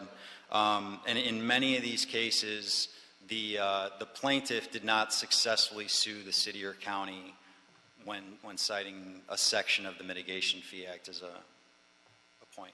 I'm probably going to want, Ryan, and is it Nancy? I'm probably going to want a meeting with you and our city attorney that's confidential, because I have some questions that would fall under an attorney-client privilege arena regarding this. So, and we can do, I know that you're in Chicago, so we can do it on a conference call. And we've talked with Ted to Jordan, right? He's sitting Yes. right here. Oh, Sure. well then maybe I'll talk to Ted first. Yeah. Because I just have some questions that I'm not going to ask here in an open forum. But go ahead. Definitely. If you jump to the next slide, Tommy, thank you. There were two cases that we did want to point out that we felt had a connection to this project. In NorCal versus the city of Reading, the city imposed a fee schedule to pay for nearly $55 million in road interchange. And the study itself talked about street widening, street improvement, sewers and gutters. There was a lot contained in the fee study. And NorCal challenged on a variety of NorCal challenged for a variety of reasons, one of which being there was an insufficient nexus between the amount that was charged and the purpose and the use. And what the courts found was that there's not need to be a relationship between the money that is collected and the individual parcel or specific piece of land on which it is used. And the judges at the end of the case, they actually wrote several pages about this idea of a reasonable relationship. And one piece that sticks out to me especially, and we'll get to it here in another slide, is the idea that when you're collecting an impact fee for an area, the legislative body that governs how that money is used has a significant level of discretion in making sure that it's for the public's good. So how that money is used was a big part of this case. And this is one example in which NorCal failed to successfully sue the city of Reading. The other example, and this is more of an in lieu fee, this is a fee that was collected for a very specific purpose, is Walker versus San Clemente. And in this case, San Clemente implemented a fee schedule back in 1989, and over the course of 20 years, they collected more than $10 million in fees for a parking structure that was never built. So Walker sued the city of San Clemente, citing the section of the Mitigation Fee Act that requires them to maintain this 5-year plan and annually validate that the project was still warranted. And in this case, they won, and San Clemente was forced to repay the money. However, it is important to note that San Clemente did admit that they really had no intentions of actually building that parking structure. So this was a pretty deliberate case of collecting money for a long period of time for something that was not going to get done, and it was a very specific purpose. Next slide, please. So this concept of a really reasonable relationship is core to this engagement. What we pulled out here were a few excerpts from some of the case studies that we thought are important to mention here. The fee schedule is one of those core planning documents that ensures a reasonable relationship between the impact fee and the cost of that project. And again, we've visited the city planning's website. There are a variety of impact fees on that website, and I'm sure there are more that we haven't even scratched the surface with yet. But that is one of the core documents that justifies why these fees were collected. The second bullet talks about, again, that legislative body's discretion with expending that fee when they collect impact fees for a certain area. And then the third example is just the fees must bear a reasonable relationship in use and amount for the purpose of which they're being collected. Next slide.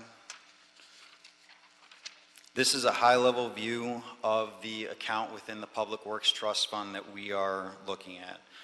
As Dr. Campos said, there's nearly $12 million in that account right now.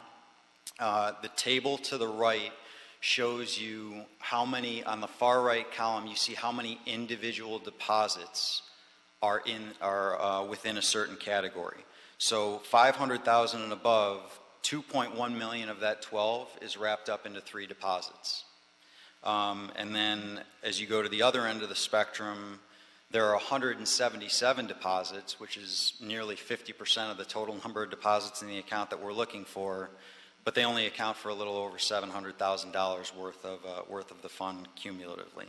So our team is prioritizing from the most expensive to the least expensive in terms of trying to paint the most complete picture that we can for this board, in terms of when the deposit was collected, what the exact unencumbered amount is, the original purpose, location, all that type of information. And with respect to the Mitigation Fee Act, at the bottom, it tells you that 49 of those 370 deposits that we're exploring are pre-89, before the Mitigation Fee Act actually went into effect. And the other 311 deposits, they're from post-89. Next slide. And then as far as the way forward, what you're looking at here, the map chip on the left identifies it plots the deposits that we categorized as critical, high, or medium in terms of priority. Critical are those 3 deposits that are over 500,000. High priority is anything between 100,000 and 500,000, and then medium priority is from 50 to 100,000. So as we paint the picture a little bit clearer, we'd like to be able to provide a geospatial context to this, and you can look at the information in terms of where is all the money that we've collected for trees, or where is all the money that we've collected for street improvements. And then as we learn more about the impetus for these fees, and we talk with the planning department, we can potentially tie these pins on a map to what impact study or potential municipal code justifies their being levied on the contractor or developer. Okay, next slide. Just a couple more slides here. This is our project schedule. Again, in terms of timeline, we're probably 70% through the schedule now, but this will be completed before December 31st. We have a draft report written now, and we're getting ready to schedule our second site visit to come out here and continue our analysis of the deposits themselves and perform any final follow-up interviews. Next slide. And these 3 questions, we would like to obtain any initial feedback or high priority items from this board that might shape the remaining activities in our project to give you the best possible report when we finish this up in a couple months. We appreciate it, Mr. Kenny. I noticed that you have, like me, 2 first names. Pardon me? You have, yes. like me, 2 first names, although, like my father, you have 2 last names. Yes. You don't get James Kevin, but Kevin's not a last name. My dad's first name was Thomas, so he would get Jim all the time. People would think his name was Jim Thomas. This is obviously very helpful. It's great information. I have some comments and questions, but the comments and questions I have are really not, and some suggestions, but they're not for the open board. And so I welcome those from my colleagues, but I would still like to get on a call with the 2 of you and our city attorney and our executive officer, and just kind of go through what you're seeing and what I know we have. This was a project that started when we first started the board, and Commissioner Davis and I were both there then, and we've had some personnel changes since then, and so there are just some questions that's not really relevant. It's just giving you a little background. I've just lived with it a little longer, and feel like it's getting its final reconciliation is something that has been a pet project and a goal for a long time. I want to thank all the folks in the accounting office that have worked really hard on this, but I don't have any questions for the open forum. Commissioner Rivas. Thank you for this update and presentation. You know, I've heard a bit about this project. I'm new to the board, well, at least compared to my colleagues. And you mentioned that I think when in your benchmarking survey, when you talked to these other either cities or counties, when they talked about defaulted bonds, that those funds were then used for the original project. In our case, probably some of these projects have been completed. Is that correct? Because of the time? Potential. Also, some of them may still be in process. Okay. Yes. So then your recommendations will have recommendation for both cases, right? Definitely. What we do for something that's already been completed years ago, but we still have these funds for that project. Yes. The funds that are commingled, each of those three instances, whether it's the result of a default or if it's an in lieu fee or if it's an impact fee, they're actually, some of them have stipulations associated with them that are going to influence what recommendations we can make, but they are three very distinct instances that require separate different types of analysis and different recommendations. Yes, it seems like you have a lot to look into in terms of the commingling and Yes. recommendations for once we separate those Yes. fees, right? Yes. We plan to try to provide a line-by-line recommendation for each and every deposit in this account. However, our ability to provide a recommendation will be determined by the amount of information we can collect within the city. So if we cannot find why the fee was imposed to begin with, it's really difficult to determine if it happened to be impact or in lieu.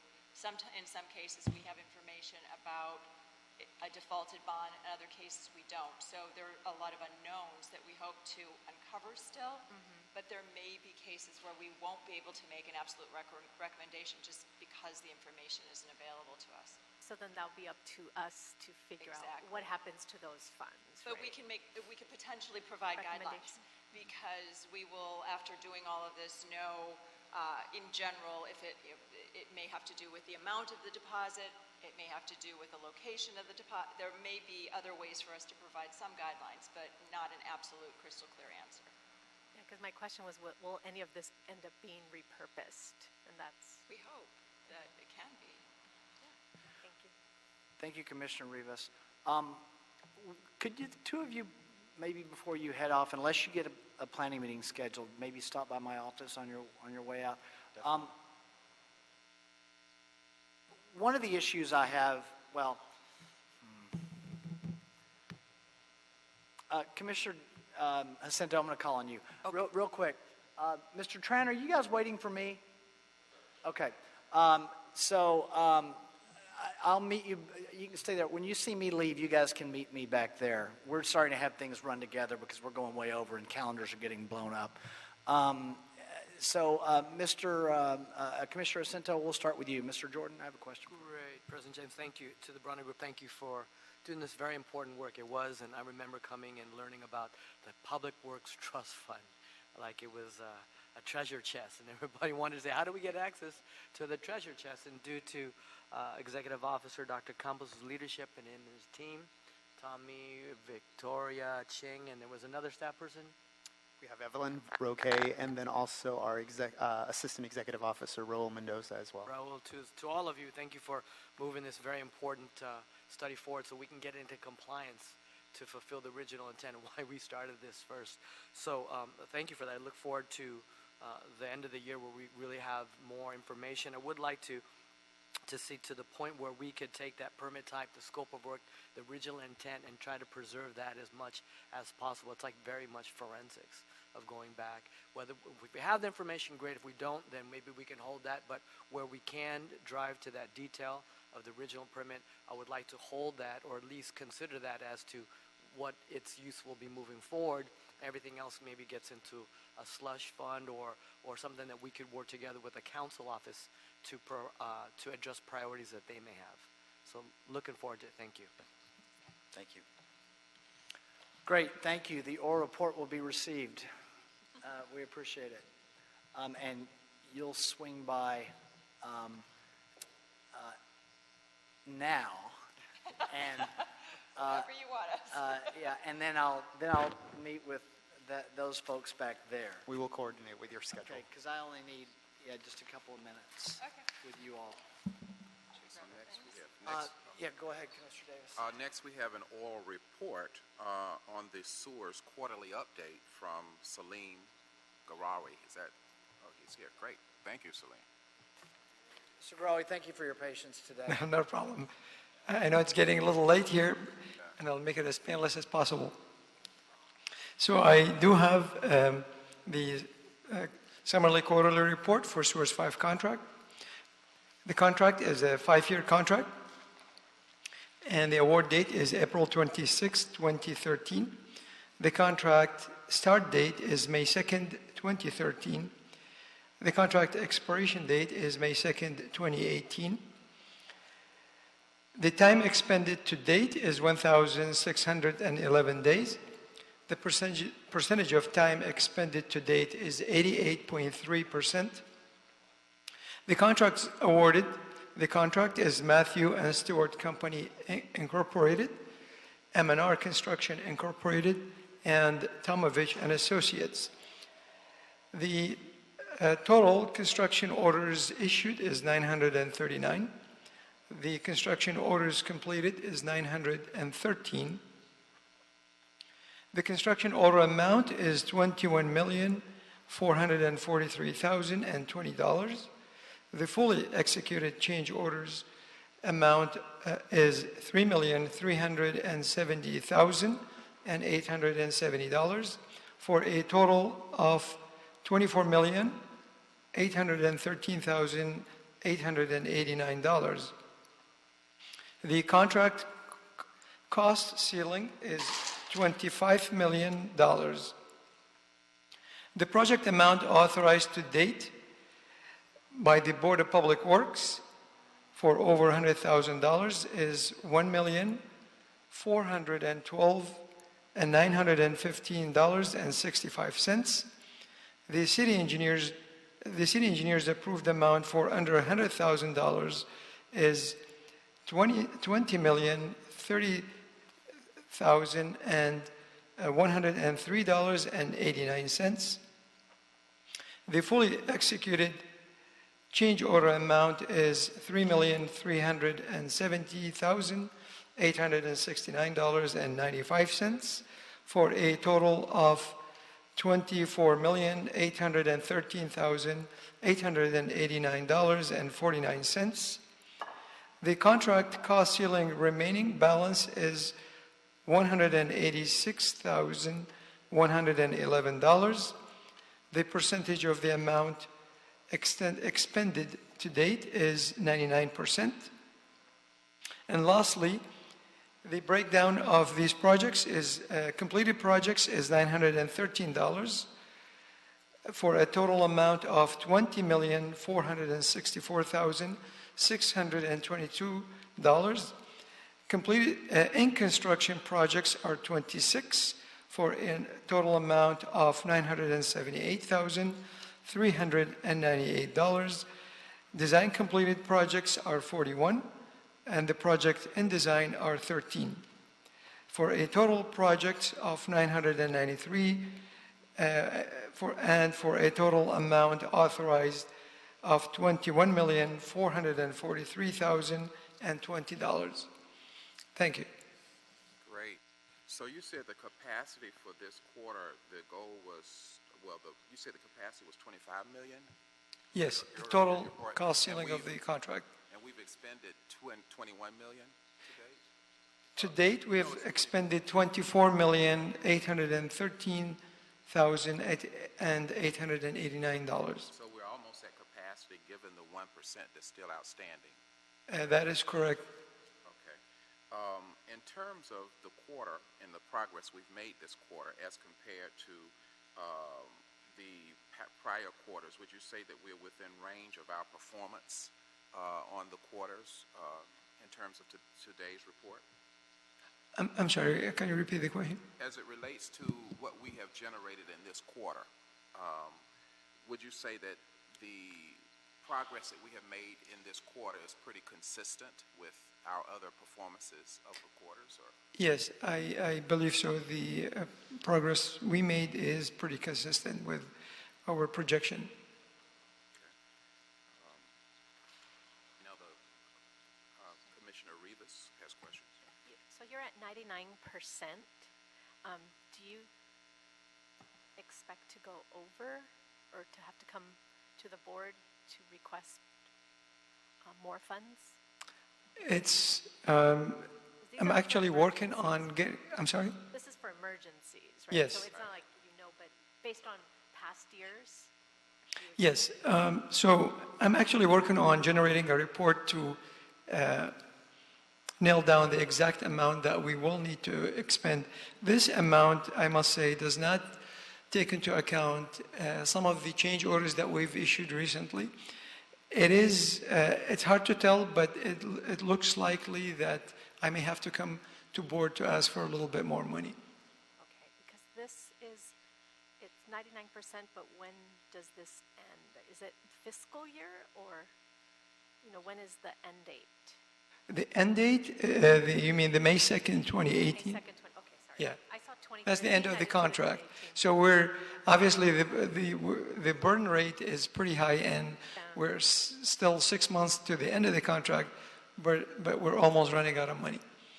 And that's obviously because it's a 5-year commitment collectively. Yes, that's correct. But you still have Well, 6 months left. yeah, and as you know, hopefully Sewer 6 is almost in place, and we'll be start issuing projects under Sewer 6 contract. Okay, thank you. Welcome. Thank you, Commissioner Rivas. Commissioner Jacinto. Sure, I just would chime in. Thank you, Commissioner Davis. That tell them, you know, most of the work that we do is underneath the city engineer's level. Very few times you come to the board if it's over 100,000. So this has been a workhorse for taking care of our sewer system. So Absolutely. Thank you very much for managing this program, sir. You're welcome. This program, in terms of what we do, as Rivas had mentioned, is often because there are emergencies. To what degree do we help maintain sewers before the emergency, and what is the relationship between that effort and what we're doing here in terms of performing on the emergencies? So to be clear, this program is urgent sewer repair. In other words, there is a little distinction. There is another group that performs emergency on need basis. So the bulk, all the projects that we perform is based on demand from Bureau of Sanitation. And the Bureau of Sanitation is typically in charge of operating and maintaining the sewer system. The Bureau of Sanitation aggressively goes out and assess the existing sewer system on continuous basis, and they send us requests to perform and support in the design and managing construction projects. So our job in, Bureau of Sanitation's efforts in assessing the system will obviously detrimental in keeping the system up and running, and our job is to assist in performing the design and managing the construction projects for the sewer repair, urgent sewer repair projects, I must say. Sure. Okay, well, thank you for your report. If there are not any other inquiries or comments, we will accept your report, and thank you. Thank you. Appreciate it very much. Dr. Campos, we've cleared the desk. Are there any remaining items that have been unforeseen? The desk is clear. All right, thank you, sir. And with that, we'll adjourn our meeting.